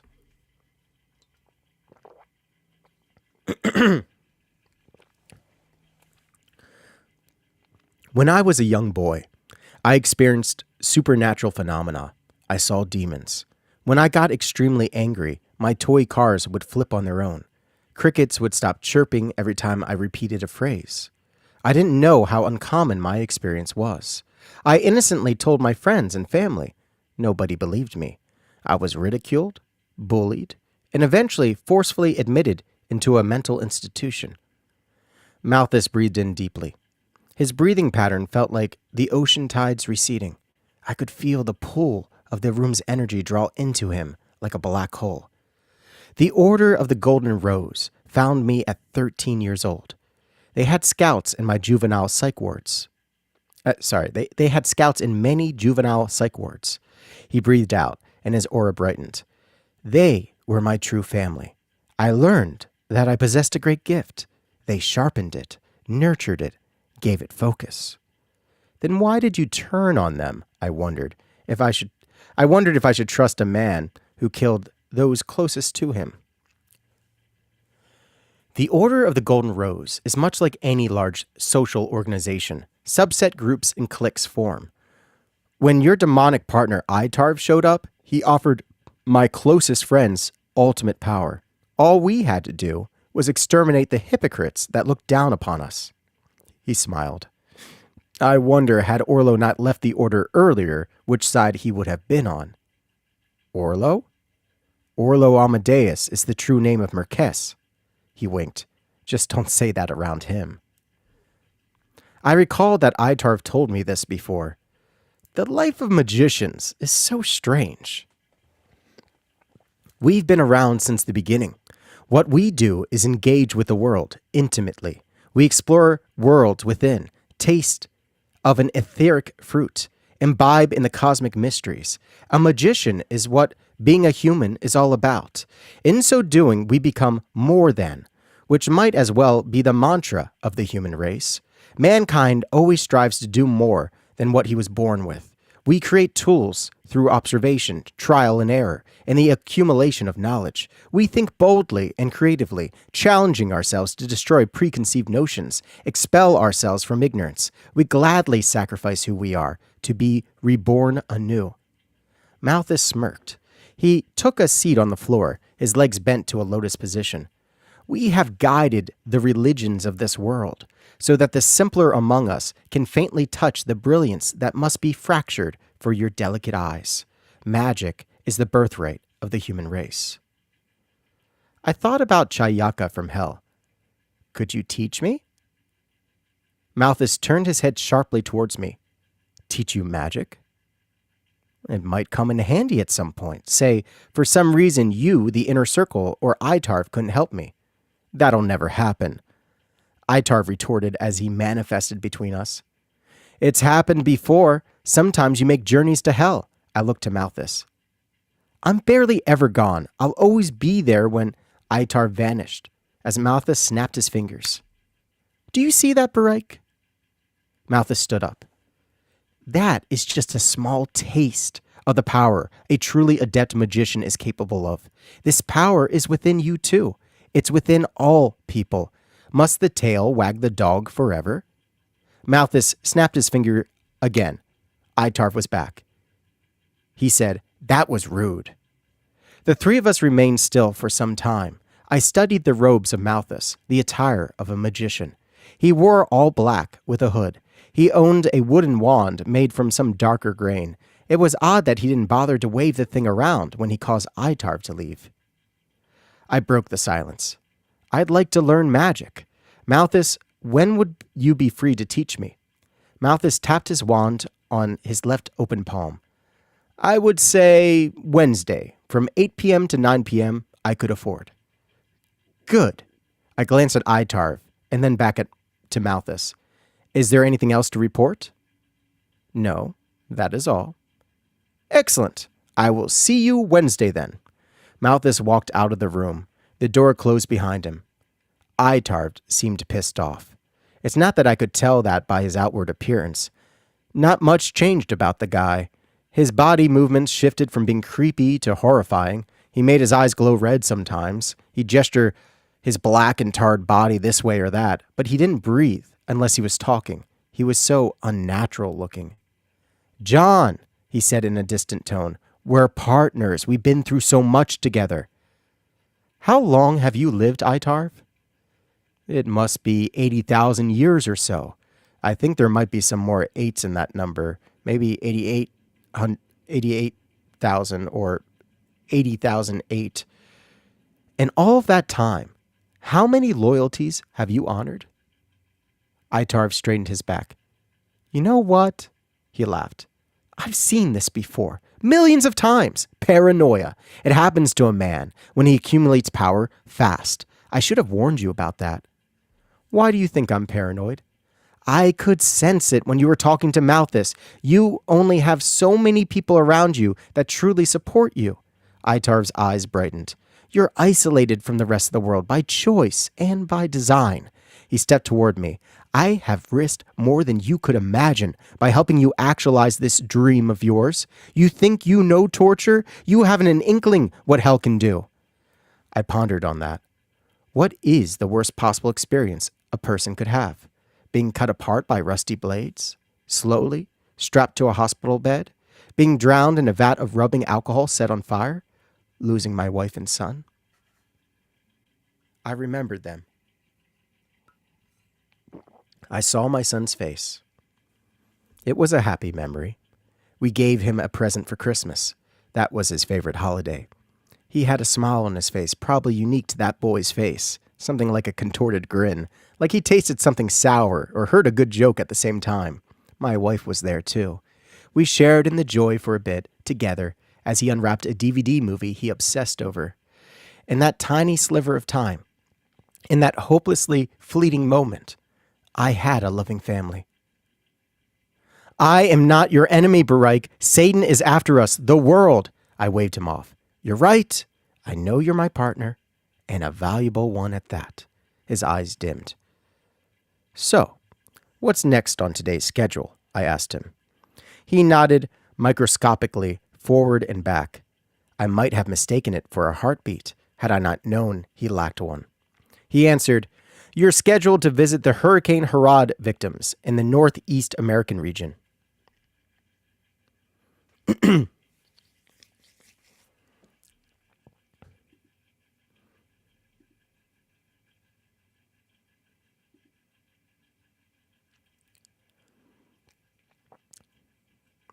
All right, so AJ's asking if there's going to be an open panel today after the reading. Yeah, you know what? I think I probably will do that. We are at chapter 28, I think. Yeah, chapter 28. And this is a good place to end part 2, I think. I've read a lot of the book. We got into a pretty significant part where, like I was saying at the beginning of the stream, he's starting to think I could also use this magical power. And it's sort of culminated now that he's hired on Marquess and he's talking to Malthus. He wants to learn magic. So things are getting interesting as these earlier ideas from the very beginning of part 2 were about him being distrusting of Itarv, saying, wow, this guy tricked me. I thought I was talking to my dead wife and son. Turned out it was all a trick. So he's starting to come up in his mind that maybe I would like to be more in control and not have this demon being a part of things. So we'll leave it there. And if you enjoyed this stream, hit that like button. Consider donating if you have money, or do the more rational thing. Buy the book. Buy the book. It's $11.11 on Amazon. It's in the description. And there's also a cheaper ebook version. Or if you'd like, just hit the like on the stream and keep listening to me do this as an audiobook. I want to remind everybody to be kind to others, and that everything in this book is from a demonic perspective, and the ideas expressed in this book are not the truth. For example, demons not having free will. They absolutely do. And they're fallen angels. So I will see you all on an open panel, possibly, soon. Take care.